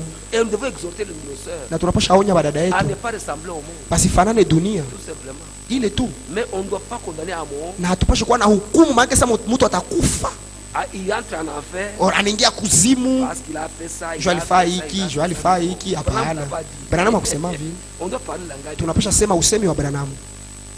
Il dit, j'ai entendu certaines personnes Anasema nilisikia watu fulani fulani qui disaient qu'à la venue du Seigneur, walikuwa wanasema kwa kuja ya Bwana c'est lui qui filme mwenye anavutaka ou qui boit. ama mwenye C'est anakulewaka. cela qui sera faux. Saa Yesu anakuya njoo naye anabadilika. Anaacha. Hapana. Ça c'est faux. Vile ni bongo. C'est faux. Ni bongo. C'est aujourd'hui Ni leo. que nous devons être affranchis. Ndio tunapasha kukombolewa. Personne n'est venu au Seigneur. Hakuna mtu alikuja kwa Bwana Et retourner comme na akarudia jinsi alivyokuja. Chacun doit faire une expérience. Kila mtu anapaswa kufanya mazoezi ya kipekee. Nous ne sommes pas des gens de grâce infinie. Hatuko watu wa neema isiyokuwa na mipaka. Pour dire non, on peut faire ce qu'on Sasa veut. mtu anaweza fanya anapenda. Parce que quand le Seigneur Sasa viendra. wakati Bwana anakuja. Non. Hapana. C'est aujourd'hui. Ni leo. Il est écrit dans la Bible Inaandikiwa mu Biblia que celui qui sait faire du bien aujourd'hui mwenye anajua fanya mazuri et leo qui ne le fait pas, qui attend na mwenye demain, haifanya na ngoja kesho il a commis un péché. amefanya zambi. Vous savez que vous ne saluez pas avec téléphone. Unajua usalimianake na ndugu fulani. Vous êtes en conflit avec téléphone. Hamuko katika kutokusikilizana Vous na ndugu écoutez chaque fulani. jour la Na kila parole, siku unasikiaka neno mais pour vous réconcilier. mejumu patani. Moyo mgumu. Non, le Seigneur viendra. Ah, si Yesu Bwana atakujaka. Viendra. Atakujaka. Tu vas rester. Utabakia ngoto. Que Dieu nous fasse de Mungu grâce. atujalie neema. C'est aujourd'hui. Ni leo. Amen.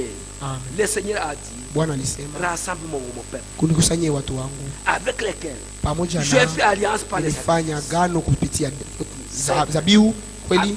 J'ai fait alliance avec les sacrifices. Nilifanya nao agano kupitia zabiu. Dieu rassemblé. Mungu Nous devons rassembler pour kusanya, mkusanye watu wa Mungu. pas disperser peuple. Hapana kutawanyisha watu, kusambaza watu wa Mungu. Tunapasha kuwakusanya. Toute dispersion ne vient pas de Dieu. Kila kusambaza haitokee kwa Mungu. Amen. C'est ainsi que Frère Franck dit. Ndio maana ndugu Frank À anasema la venue du Seigneur, kwa kuja kwa Bwana nos corps seront changés. mili yetu tutabadilishwaka. Mais déjà, Lakini sasa nous sommes déjà affranchis. tulishakombolewa, Car sauka il est huru écrit kwa sababu imeandikwa que rien d'impie hakuna hata n'entrera dans le ciel. kichafu kitaingia mbinguni. Il y a déjà qui se disent bonjour. Kwa watu wanaambianaka anakusalimia jambo Même quand on va sortir. na sasa tutatoka tu Il y a hapo. des qui vont se saluer Kwa hiyo watasalimiana, par la main, anasalimiana dans le cœur. memuro acha C'est gahinda. le Seigneur. Bosa Bwana akakuja. Frère, réconciliez-vous. Mupatane kama mko hapa. On sort. Hata sasa Vous vous tunatoka. Si réconciliez. mnapatana vinishapa. N'attendez pas ici. Hapa Réconciliez-vous ici. hapa mpatane Que vos hapa. cœurs soient en paix. Mioyo yenu kwa katika salama. Parce que même si le Seigneur ne venait pas, Hata kama Bwana hakuji. tu peux prendre la moto, Si unaweza toa moto tu hapa. arrives là en bas, Unashuka tu hapa tu fais chini. kiribite, tu pars. Moto inaanguka pana unakufa na unaenda. Que Dieu nous fasse grâce. Mungu atujalie neema. Nous sommes déjà avisés. Tushaarifiwa. Amen. Amen. Et Frère Franck a abordé Na ndugu Frank akasema un autre akagusia jambo lingine c'est sur la grâce que nous avons reçue. kuhusu neema ambayo tulipokea. Et Frère Franck dit ceci. Na ndugu Frank anasema hivi, Nous avons reçu une grâce tumepata spéciale. neema ya Ça kipekee. fait 60 ans que je traduis. Nimefanya miaka makumi sita brochures de Frère niko na tafsiri Branham. mabronshiri vitabu ya Donc, ndugu ça fait Branham. depuis 65 ans. Nilianzaka mwaka makumi Il tatu dit, makumi j'ai tano na déjà munane. vieilli. Anasema nimeshazeeka, Je vais dévieillir. nimezeeka, Et c'est depuis 70 ans, nitokea miaka makumi en saba 1948, mwaka wa makumi nne na munane lors d'une campagne tokea d'évangélisation, kwa kampani d'évangélisation que j'ai mkutano wa donné injili ma vie au ndio Seigneur. nilipatia Bwana maisha yangu, Et depuis que je sers le Seigneur, natokea niko natumikia je Bwana. viens de totaliser 9300 réunions. Nimefikia mikutano 9,300 dans lesquelles nous avons offert ce que Dieu nous a donné. ile mikutano tulikuwa tunapana kenye Mungu alitupatia. Amen. Amen. Il dit, même mes yeux, Anasema hata na macho yangu ishakuwa na shida ya kuona, non pas que parce que je suis vieux, haiko juu nishazeeka, mais parce que j'ai beaucoup lu. kwa sababu haiko juu nishazeeka, lakini ni juu nishasoma sana Et j'ai beaucoup écrit. na nishaandika sana. Et maintenant le message va dans le monde entier. Kisha ujumbe nenda mdunia ulimwengu wote, Pour que Matthieu 24 puisse ili Mathayo s'accomplir. 24 ifike kutimilika. Cette bonne Cette bonne nouvelle du royaume sera prêchée dans le monde entier. injili ya ufalme itahubiriwa dunia mzima ili ikuwe Et ushuhuda, alors viendra la na pale mwisho itakuja. Mais Lakini sachez une chose, mujue jambo moja, j'agis selon un mandat. mina tumikaka kufatana na kazi yenye ilipewa na Mungu. Na Mungu. De la même manière qu'il a été dit à Paul. Sangi ziliambiliwa Paulo. Il a dans 1 Timothée chapitre 1. Iliambiliwa Timotheo wa kwanza sura 1 mstari wa kwanza et 12. na mstari wa 12 tena inaandikwa hivi. Paul apôtre de Jésus-Christ. Paulo mtume wa Bwana Yesu Kristo. Par l'ordre de Dieu. Kwa shurti ama kwa kuamuriwa ya Mungu, na mimi vile vile mimi naweza sema vile. Au verset 12. Mstari wa 12. Je le Seigneur. Nasifu Bwana. De ce qui m'a jugé fidèle. Kwa sababu aliniona niko mwaminifu. Me confier le ministère. Akinipatia huduma. Moi aussi parler de ce. Mie Frank na mimi naweza sema vile. C'est pourquoi. Ndio maana. Il est écrit dans Romains chapitre. Inaandika mu Warumi sura 10 mstari wa 15. Comment il y aura-t-il des prédicateurs? Je, namna gani kutakuwa wahubiri kama hawakutumiwa? Il y a des gens qui prêchent. Huko watu wanahubiriaka. Par audace. Kwa buiwai tu. Buiwai. Audace. Parce qu'il est professeur. Bonjour, ni mwalimu ku secondaire. Quelqu'un était professeur à Goma. Bon, chaque fois mwalimu Goma anafundisha. Et maintenant, on l'envoie à Butumbalonge. Kisha wanamtuma Butumbalonge ndio ndio kwa il va tout le monde et il est très là. Sana na watu taba kusoma kule Butumbalonge. Comme tout le monde il était même le pasteur. Bon na pasteur na hakusomaka. Anasema mboka mimi niko prof mimi natoka Goma. Bon mimi naweza hubiri na mimi hapana. Non, c'est faux. Ni bongo, ni vya mbaya pale. C'était mauvais départ. Ile umeanza tu mubaya. Le diplôme des études c'est pas ça. Diplôme ya masomo haiko njoo huduma. Non. Hapana. Hapana.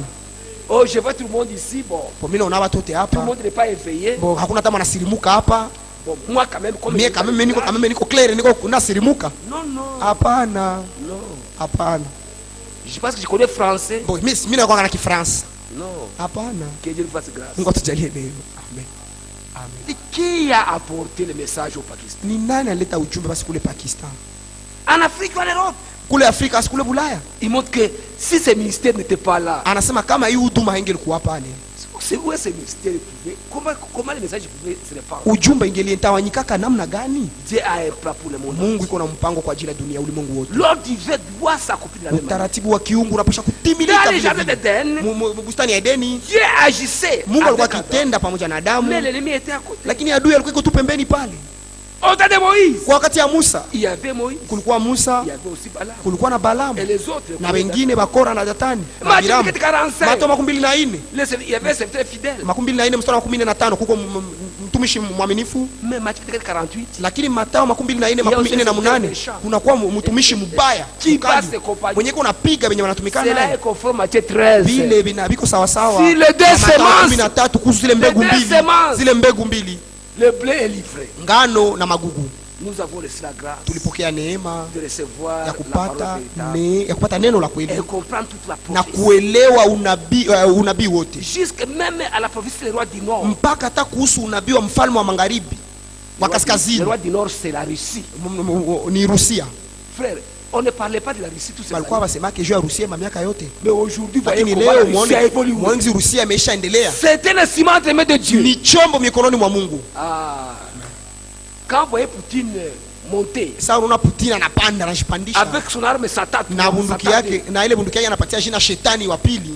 Donc vous voyez c'est significatif. Vile biko na maana. C'est le roi du Nord qui se développe. Mfalme wa kaskazini ndio mwenye kuna komala. Il a un plan. Kwa sababu iko na mpango. Il y a une destruction des Vatican. Kuko kubomola ya Vatican. L'Amérique. Kubomolewa ya Amerika. Donc ce n'est pas pour rien. Ni kusema haiko kwa bure. Amesema tumepata neema. Ndio maana tukiona mambo haya yote tuko kwa wakati ya kumaliza matayarisho yetu. Kumalizisha matayarisho yetu. Alors que le diable cherche à tout détruire. Wakati shetani kunatafuta kubomola kuharibisha vyote. Mungu anatupatia imani ili tushindane naye. Tunapasha kufanya mazoezi ya wokovu kamilifu. La sanctification parfaite. Utakaso kamilifu. Car notre Seigneur kwa sababu Bwana wetu atapata bibi harusi bila taka, bila kikunjo, wala kitu chochote cha kufanana vile. Ça c'était le samedi. Ile ilikuwa ni siku ya sita. Bon. Le dimanche, siku ya yenga, j'ai déjà parlé de la partie prophétique. Nishasema juu ya sehemu ya unabii. Nitasema juu ya manukta zingine zilipima semea siku ya yenga. Je ne vais pas sur la partie prophétique. Sitarudilia kwa ile sehemu ya unabii tena. Après avoir parlé de la partie prophétique, kisha kusema juu ya sehemu ya unabii, il a pris une photo. Akatoa picha. C'est d'abord kwanza mbele nifikie pale. Mimi nataruka pale, nimetafuta ruka.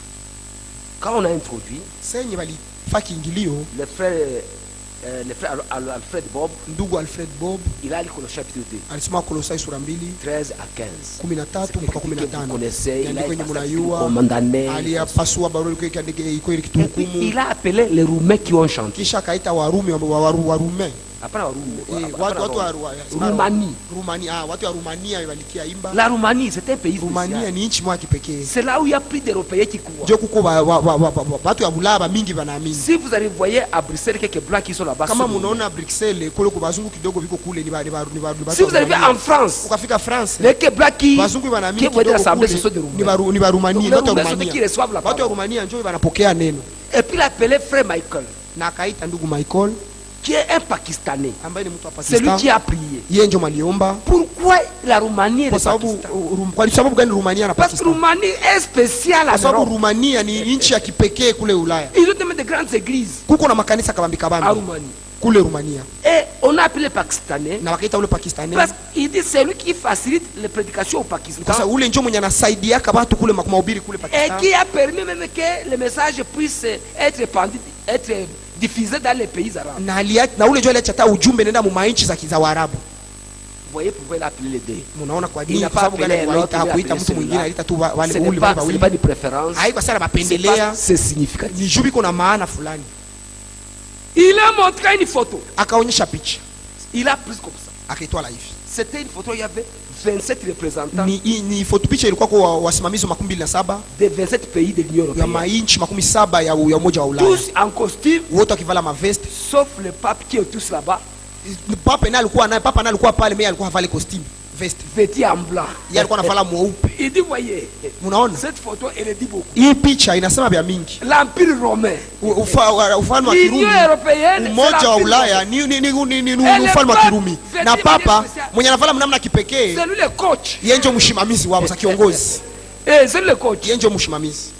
Vous avez déjà vu, je sais pas que les musiciens chantent. Unaona sasa waimbaji biko napiga dance, Les biko naimba chorales du monde. makwaya za dunia. Vous voyez, souvent, vous voyez tous les choralistes ont Unaona les waimbaji wote wanavala uniforme zao za le coach, kufanana. lui, a sa tenue. Na shefu wao kwa kuwashimamia anavala vya Et kushifanana. aussi, vous voyez, tous étaient en costume. Unaona wote walikuwa Sauf wanavala lui, makazaka sauf C'est l'Union papa tu. européenne. Ile ni umoja wa Ulaya. C'est Rome qui s'est construit. Ni ufalme wa Kirumi ambao iko narudia, iko najifunza Vous tena. comprenez cela? Unaelewa ile? Et c'est là qu'il a Na pale njoo montré alionyesha kwamba que selon Daniel 9, kufuatana na Danieli sura 9 c'est l'Empire romain. 27 ufalme wa Celui qui Kirumi voit ce qui s'est écrit là-bas, mwenye anaona kinaandikiwa pale, il faut que Dieu nous ouvre inaomba Mungu l'intelligence atufungulie akili pour comprendre ce qui s'est ili écrit. tuelewe kenye kiko nafanyika. Nous devons remercier le Seigneur Tunapasha kusifu qui nous a Bwana. envoyé les Shukuru prophètes Bwana ambaye alitumia nabii pour nous introduire les profondeurs de ili ce qui s'est atuingize écrit. mu vilindi vyenye viko nafanyika. Je ne pouvais rien connaître, moi, Franck. Mie Frank singeyua kitu, Je ne pouvais rien connaître. singeyua kitu Si Branham n'était pas venu. kama Branham hangekujaka. Mais j'ai entendu parler de Branham. Lakini nilisikiaka kusema juu La ya première Branham fois. mara ya kwanza En 1949, mu mwaka 1949 j'avais soif de connaître. na nikakuwa na kiu sana ya kujua Dieu m'a Branham, fait grâce na Mungu akanijalia de le neema voir à 55. nimuone mwaka Et j'ai 55 reconnu tout de suite na nikatambua pale pale que celui-ci, ya kwamba huyu c'est l'homme qui a envoyé ni mtu ambaye alitumwa, avec, dans les plats divins. alitumwa mu mpango wa kiungu. Et il montre ceci. Na anaonyesha hii Le ministère de Jean-Baptiste huduma ya ndugu est Yohana une Mbatizaji portion de l'histoire de ça. ni sehemu ya mpango ya wokovu. De la même manière, Kama vile vile frère Branham ndugu Branham a été envoyé dans le but alitumwa mushabaha que nous soyons tous retournés dans les Écritures. kuturudisha sie wote maandiko Depuis 33, tokea mwaka l'année de 33 l'appel de mwaka frère wa Branham, kuitwa kwa ndugu Branham. celui-ci, alors que le service ne savait que chasser du gibier Ule mtu Branham alikuwa anaoya tu kuwinda manyama et pêcher les poissons, na kuloba tu masamaki, mais zéro étude. lakini hakusoma kata kadogo, Mais Dieu a utilisé lakini Mungu cet akamtumikisha homme ule méprisable, mtu wa kuzarauliwa, accompagné d'une colonne de feu, akamsindikiza na nguzo la moto à côté des grands hommes pembeni ya watu wakubwa comme wakubwa, Ora Robert Francis Ora Robert et Tommy na Osborne et Tommy autres, Osborne na wengine wote qui ont reconnu l'homme benye balitambua ule mtu, comme un homme particulier. wakasema mtu ni wa kipekee, Mais lakini ils n'ont pas su qu'il hawakujua avait un message ya kwamba alikuwa na hawakutambua kama alikuwa na pour ujumbe cet âge. kwa sababu ya hiki kizazi. Ils ont continué à construire le Wakaendelea kujenga ufalme zao, Nous avons trouvé grâce. sisi tukapata Et neema. même nous ici, frère. Na hata si hapa Il y a leo des gens qui écoutent ces choses. kuba ndugu wanasikia, watu Ils wanasikia hivi, écoutent tous les conseils. hii mashauri yote wanazisikia Condone ici. sisi zinapaniwaka hapa, Mais comme ils ont déjà construit le royaume, mais juu bashajengea ka ufalme kabo. frère, Ndugu, je vous dis, Mimi nawaambia ni kweli, siku unabadanganya na siku unafuata mzaha, ni kweli. Il y a des gens kuko watu qui ont construit une église comme une royaume. Aishajenga kanisa, mimi nakuwa sangizi ni ufalme wake. Sasa boutique ni kabutike kake chef de village. Quand il va quelqu'un venir, sauna mwingine anakuya appelé au ministère, mwenye aliitiwa mhuduma anasikia alumia kainda. Quand quelqu'un il prêche, sana nasikia mwingine et anahubiri le peuple est béni, na watu wanabarikiwa, il est mécontent. yeye anakwazika. Son problème, shida yake yeye, il est pasteur à la calculatrice. Ni mchungaji mweko na mashini kupiga hesabu njoo. Ndakula mungapi? Je vais trouver combien? Maintenant, si ces gens s'ajoutent, kama una anajiongeza hapa nakuwa na ubiri. Si je reconnais celui-ci, na nikakubali na upe na ukiana na huyu, j'aurai combien? Ngapi ndio itakuwa saa zangu?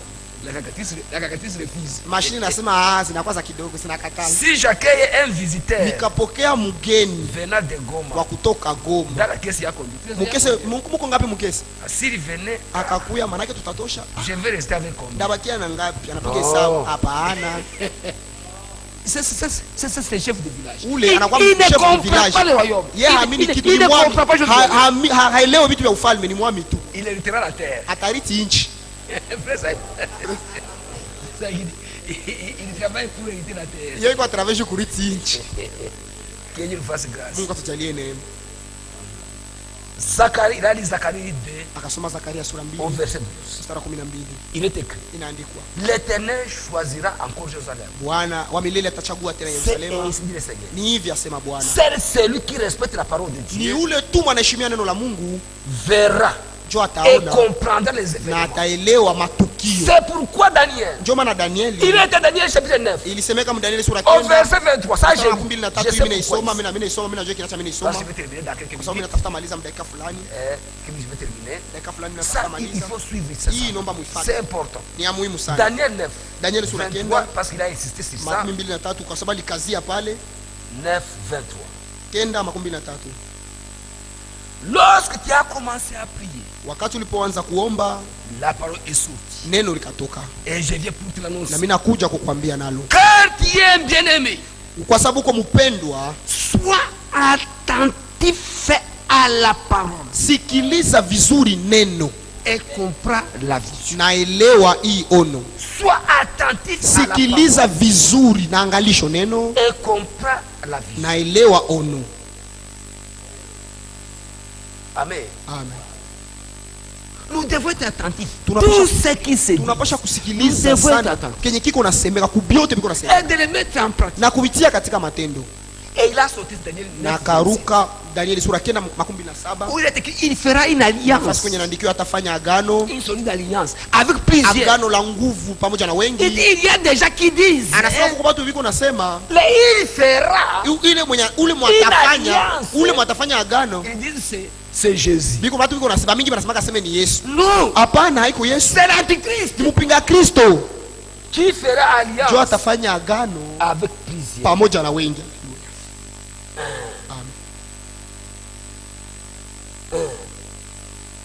Et nous devons comprendre. Na tunapaswa kuelewa ya kwamba que frère Branham a dit. Ya kwamba ndugu Branham alisema que lorsqu'il fait cette alliance. Wakati anafanya ile agano, l'église est déjà partie. Kanisa pale limeenda. Amen. Amen. Nous devons croire ces malédictions. Tunapaswa kuamini tu maandiko. Jean, lorsque Jean était sur le Patmos, wakati Yohana alikuwa pale kisanga kia Patmos, à cause de la parole de Dieu, kwa ajili tu ya neno la Mungu na ushuhuda wa Yesu Kristo, il est écrit, inaandikwa grand témoignage de Jésus, kwa sababu ushuhuda wa Yesu Kristo ni roho ya unabii. Mes frères, wa ndugu zangu, nous ne sommes pas dans les ténèbres, hatuko mugiza, pour que ces jours nous surprennent, itushitukie kwa ghafula. Comme au temps de Paul, kama kwa wakati wa Paulo angeweza kusema, niliwapatia shauri zote za Mungu na sikuwaficha hata moja. Waamini wa kweli hawatatongozwaka kama Eva. Hapana.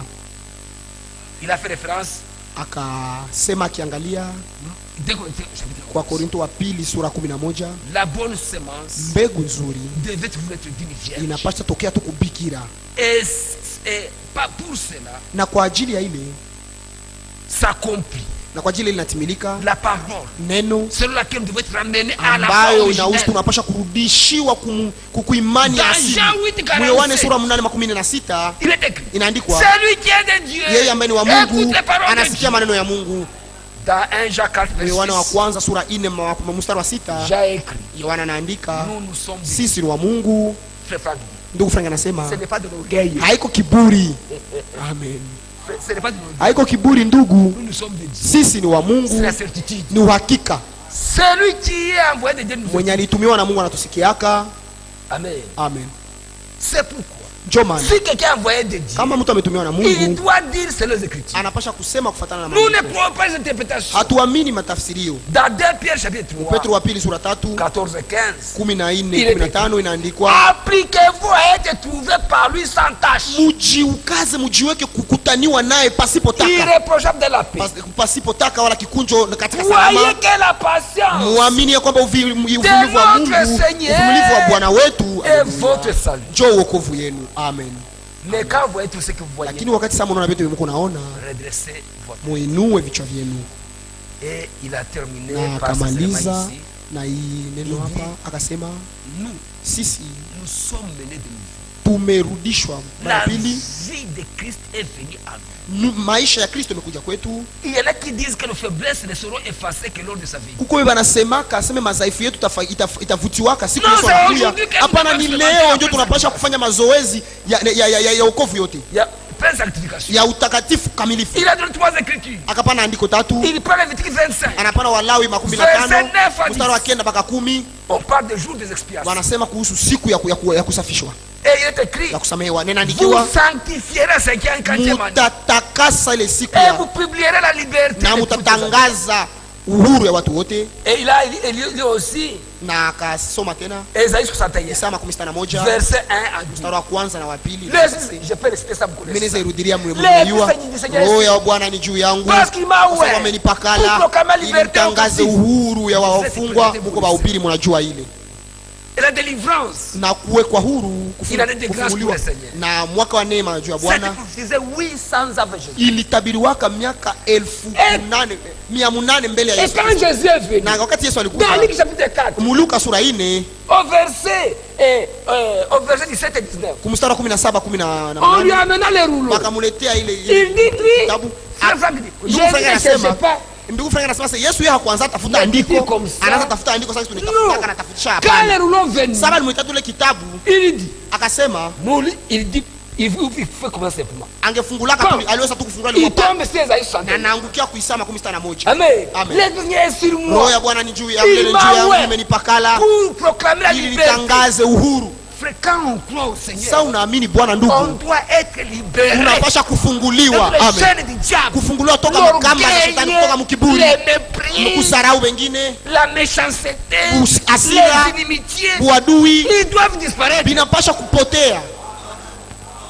Mais c'est dommage. Lakini kia ole, c'est de voir qu'il y a même des prédicateurs, unaona na kuko na bahubiri, même des pasteurs, na bachungaji hata qui sont en train de conduire l'église, biko naongoza kanisa, mais avec des inimitiés, na biko na uadui. Frère, ndugu, mais moi je me pose souvent des questions. Mimi najiuliza kama ulizo mara mingi, si moi Bulumba kanichukia mie, on va construire quelle église? Tutashenga kanisa gani? Mie na on va construire quelle église? Kalo banafikia kunichukia, tutashenga kanisa gani? Si je aime Malimi, wala mimi nikachukia Malimi, tutashenga kanisa gani? Je comprends pas. Mie sielewi. Comment allons-nous aider les gens namna gani tutasaidia watu à sortir de la méchanceté, kutoka muovu, à sortir des inimitiés, kutoka muadui, pendant que nous ne sommes pas wakati ngesie kwanza tungali muadui, tuko ndani?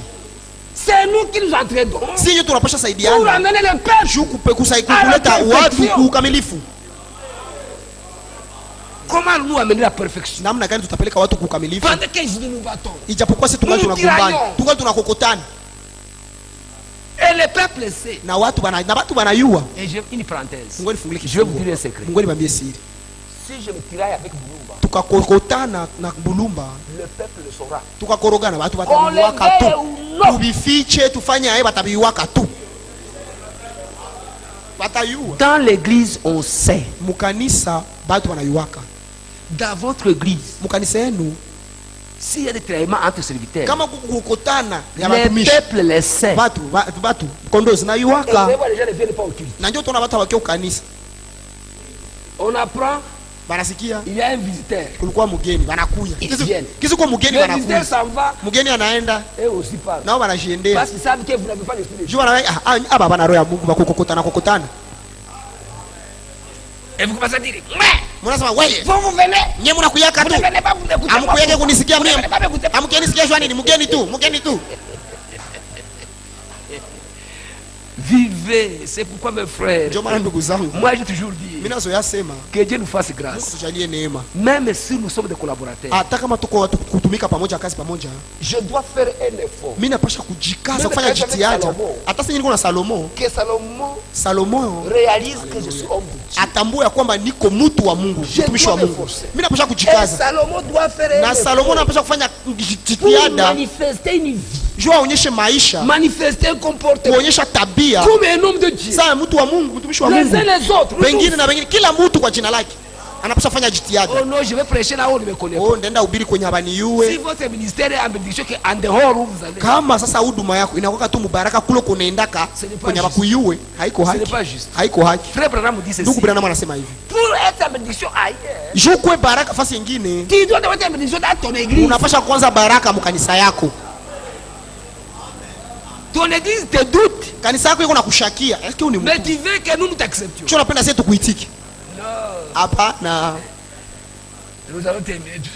tunamaliza sasa hivi Écoutez ceci. msikie hii Aujourd'hui, leo nous fuyons tunachimba pour retourner aux enseignements des prophètes. ili turudirie mafundisho ya mitume na Voir manabii comme les apôtres kuwa tuamini kizi wa mitume wanaamini et, waliaminiaka et évoluer enfin. Ouais, c'est ça.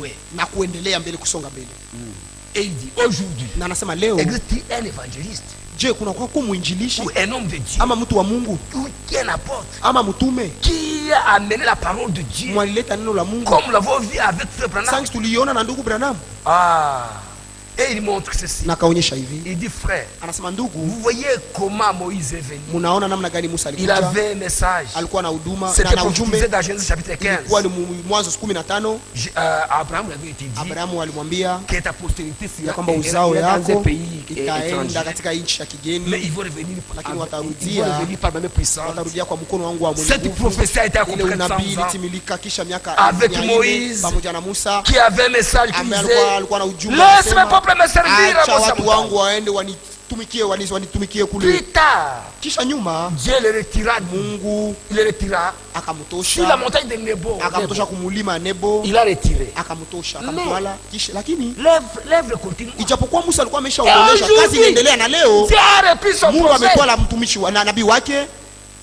auquel il avait dit ambaye au aliambiliwa premier moment, kwa wakati wa kwanza, il lui avait dit, walimwambia je te donne des signes, mimi nakupatia alama mbili, mais fais l'œuvre de lakini l'évangile. ufanye kazi ya Tu mwinjilisti. n'es pas évangéliste, mais fais l'œuvre de Hauko l'évangile. mwinjilisti, lakini Mais ufanye kazi ya en mwinjilisti. 60 idées, Lakini mu mwaka il 62 lui a été dit, wakamwambia un magasin à l'outil. weka sasa chakula kugalani. Et je me rappelle, Na mimi nakumbuka le 3 décembre 70, siku tatu 12 mwaka Pour wa 62 akaniambia juu, akaniambia juu kugabula, attendez le reste de l'outil. juu kugabula chakula, uchunge mabaki ya chakula, Attendez le reste. uchunge. Frère, Ndugu, excusez-moi que je vous dise, mnisamee niseme hii, ce n'est pas une blague. haiko mzaa. Même les prédateurs qui ne croient pas le tonnerre, Hata mhubiri mwenye hamini ngurumo, mais qui ne lit pas Franck, lakini hasomake Frank s'il enseigne, na akafundisha, il a beaucoup de lacunes. ule ndugu wa vile akafundisha, unaona katungo makosa Il y a un frère, kuko ndugu, je profite pour rectifier cela. mimi nasairisha ile, Il y a un frère qui enseigne. kuko ndugu mwanafundishaka, Il est venu ici à Goma. alifika hapa Goma Il a prêché. akahubiri, Il a dit ceci. akasema hivi, Il laisse parce que mufate, sio kama kwa bashabisikia. vous voyez, après chapitre 7, Mnaona Ufunuo sura 7 on parle de quatre anges qui sont attachés au quatre. banasema kujua malaika ine wanashikilia ile mpepo ile ngambo ile mpembe ine za dunia, Les quatre anges. oui, Qui étaient prêts pour walikuwa faire du tayari mal juu ya kufanya mabaya, à l'église. kufanya On lui a dit, non, non, Wakamwambia, non, non, hapana, ne faites pas du mal. musifanye mabaya. Non, non, à la terre, il veut faire. balitafuta haribishe dunia, ni dunia. Ne faites pas du mal. Musifanye mabaya. Jusqu'à ce que je mpaka puisse sceller ça tie muhuri wale 144. Un enseignant a dit Mwalimu mmoja akasema hapa. que les 4 vents. Akasema sema ile wale malaika wa ine. Les 4 vents. Ile pepo ine. C'est 4 guerres mondiales. Ni ile vita ine za ulimwengu. Première guerre mondiale. Vita ya kwanza ya ulimwengu 4-18 c'est premier vent. Ile ya mwaka wa 18 njoo pepo ya kwanza 44 45 njoo ya pili. La guerre de Armageddon. Ile vita ya Armageddon njoo ya tatu. Et Gog et Magog. Na Gog et Magog njoo pepo ya ine. Pepo ya. Il a lui-même la citation de frère. Na akasoma na citation tamshi ya ndugu Branham. Dans les 10 vierges. Mu Bikira 10. C'est faux. Ni bongo. C'est faux. Ni bongo. C'est faux. Ni bongo. Les 4 anges qui ont les 4 vents. Wa malaika ine benye biko na pepo ine. Ils vont être relâchés. Bata achiliwaka. Après le départ de l'église. Kisha kanisa kwenda. Pendant la grande tribulation. Wakati wa ziki kubwa. Lors du 6e de cette trompette. Wakati ya baragumu ya 6. Mais il a dit. Mais yeye akasema. Quand il a dit. Sali bisemaka. Nitafuta na mimi itika. Et je peux me l'avoir dit aussi quelque part. Na mimi naweza kosa na mimi nishapima bisema kosa. Mais c'était faux. Mais ilikuwa bongo. Na nikamwandikia. Je sais. J'ai suivi encore. Nilifuata tena. Qui avait dit ça. Ulisemaka hivi. Il m'a dit oui oui. Akasema ndio. Je vous envoie les stations. Ndakutumia ma station. Dans les 10 vierges. Mu Bikira 10. J'ai dit non. Nikwambia hapana. Même s'il y a 1000 citations. Hata kuko citation 1000. La Bible dit. Biblia inasema. À la 6e trompette. Ni kubaragumu ya 6. Que les 4 anges. Ndio wale malaika ine. Ont été délivrés. Balifunguliwaka. C'est tout. Et frère dit. Na ndugu Frank anabisema. C'est très bien frère. Akasema ni mzuri ndugu. On dit frère je ne voyais pas. Pali asema hata ndugu accent sikuwa nabiona na mimi. Wahubiri juu batubu. C'est un enseignant. Ni mwalimu. Mais j'ai compris que ce n'est pas un lecteur de la Bible. Nikakomplikewa kama hasomake Biblia. Il n'est pas lecteur des frères Franck. Hasomake hapana Biblia, hasomake ndio mahubiri ya ndugu Frank. Même la Bible est claire. Kwa sababu Biblia iko wazi pale. Amen. Et frère Franck dit ceci. Na ndugu Frank anasema hivi. Nous pouvons dire sans crainte. Tunaweza kusema bila boga. Que nous sommes en train de vivre. Ya kwamba tuko tunaishi. La deuxième partie de l'histoire du salut. Sehemu ya pili ya wokovu. Après que Dieu ait repris son prophète. Kutwala nabii wake. Nous prêchons aux gens. Tuko na ubiri watu. Que Dieu a appelé. Ambao kwa kwenye Mungu aliita. Que Dieu sauve. Ya kwamba Mungu anaokoa. Il guérit. Anaponyesha, anafungula. Anafungua. Amen. La même puissance. Ile nguvu. Comme au temps de Pentecôte. Kama vile kwa wakati ya Pentecoste. Doit suivre ce qui prêche. Inapasha kufuata benye biko na ubiri ile neno. Haleluya. Et la parole. Na neno. Ne tourne pas à Dieu sans effet. Hairudi yake kwa Mungu bila kufanya kazi. Bila kutimiza mapenzi yake. Nous devons expérimenter. Tunapasha kufanya mazoezi ya matayarisho yetu. Le sang est encore sur la terre. Damu ingali kiti cha enzi. Il faut venir à lui. Na tunapasha kuja kwake. Nous pouvons venir à lui. Tunaweza kuja kwake. Obtenir la miséricorde. Kupata rehema. Et être libre. Na kukuwa huru. Béni soit les yeux. Ibarikiwe macho kivua ambayo iko naona. Les oreilles. Masikio. Yenye iko nasikia. Les cœurs. Moyo. Haleluya. Yenye kuamini. Haleluya. Bwana awabariki. Kwa kifupi njoo ile. Haleluya.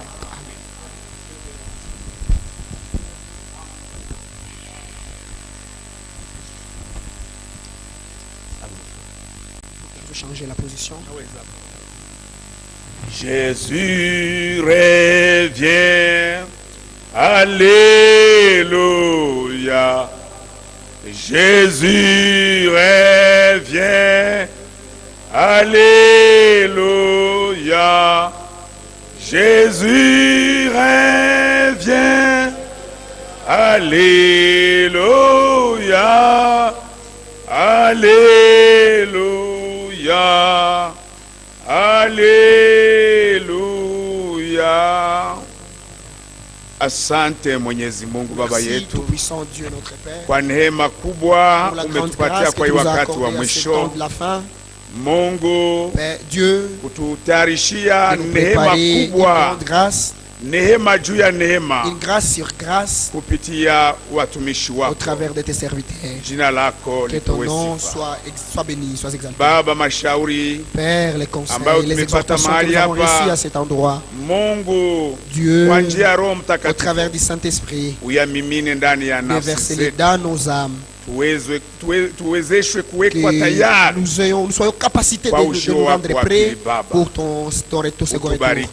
Bénis-nous katika jina la Bwana wetu au Yesu nom de Kristo. notre Seigneur Jésus-Christ. Amen. Amen. Tunaweza keti. Pouvons nous asseoir.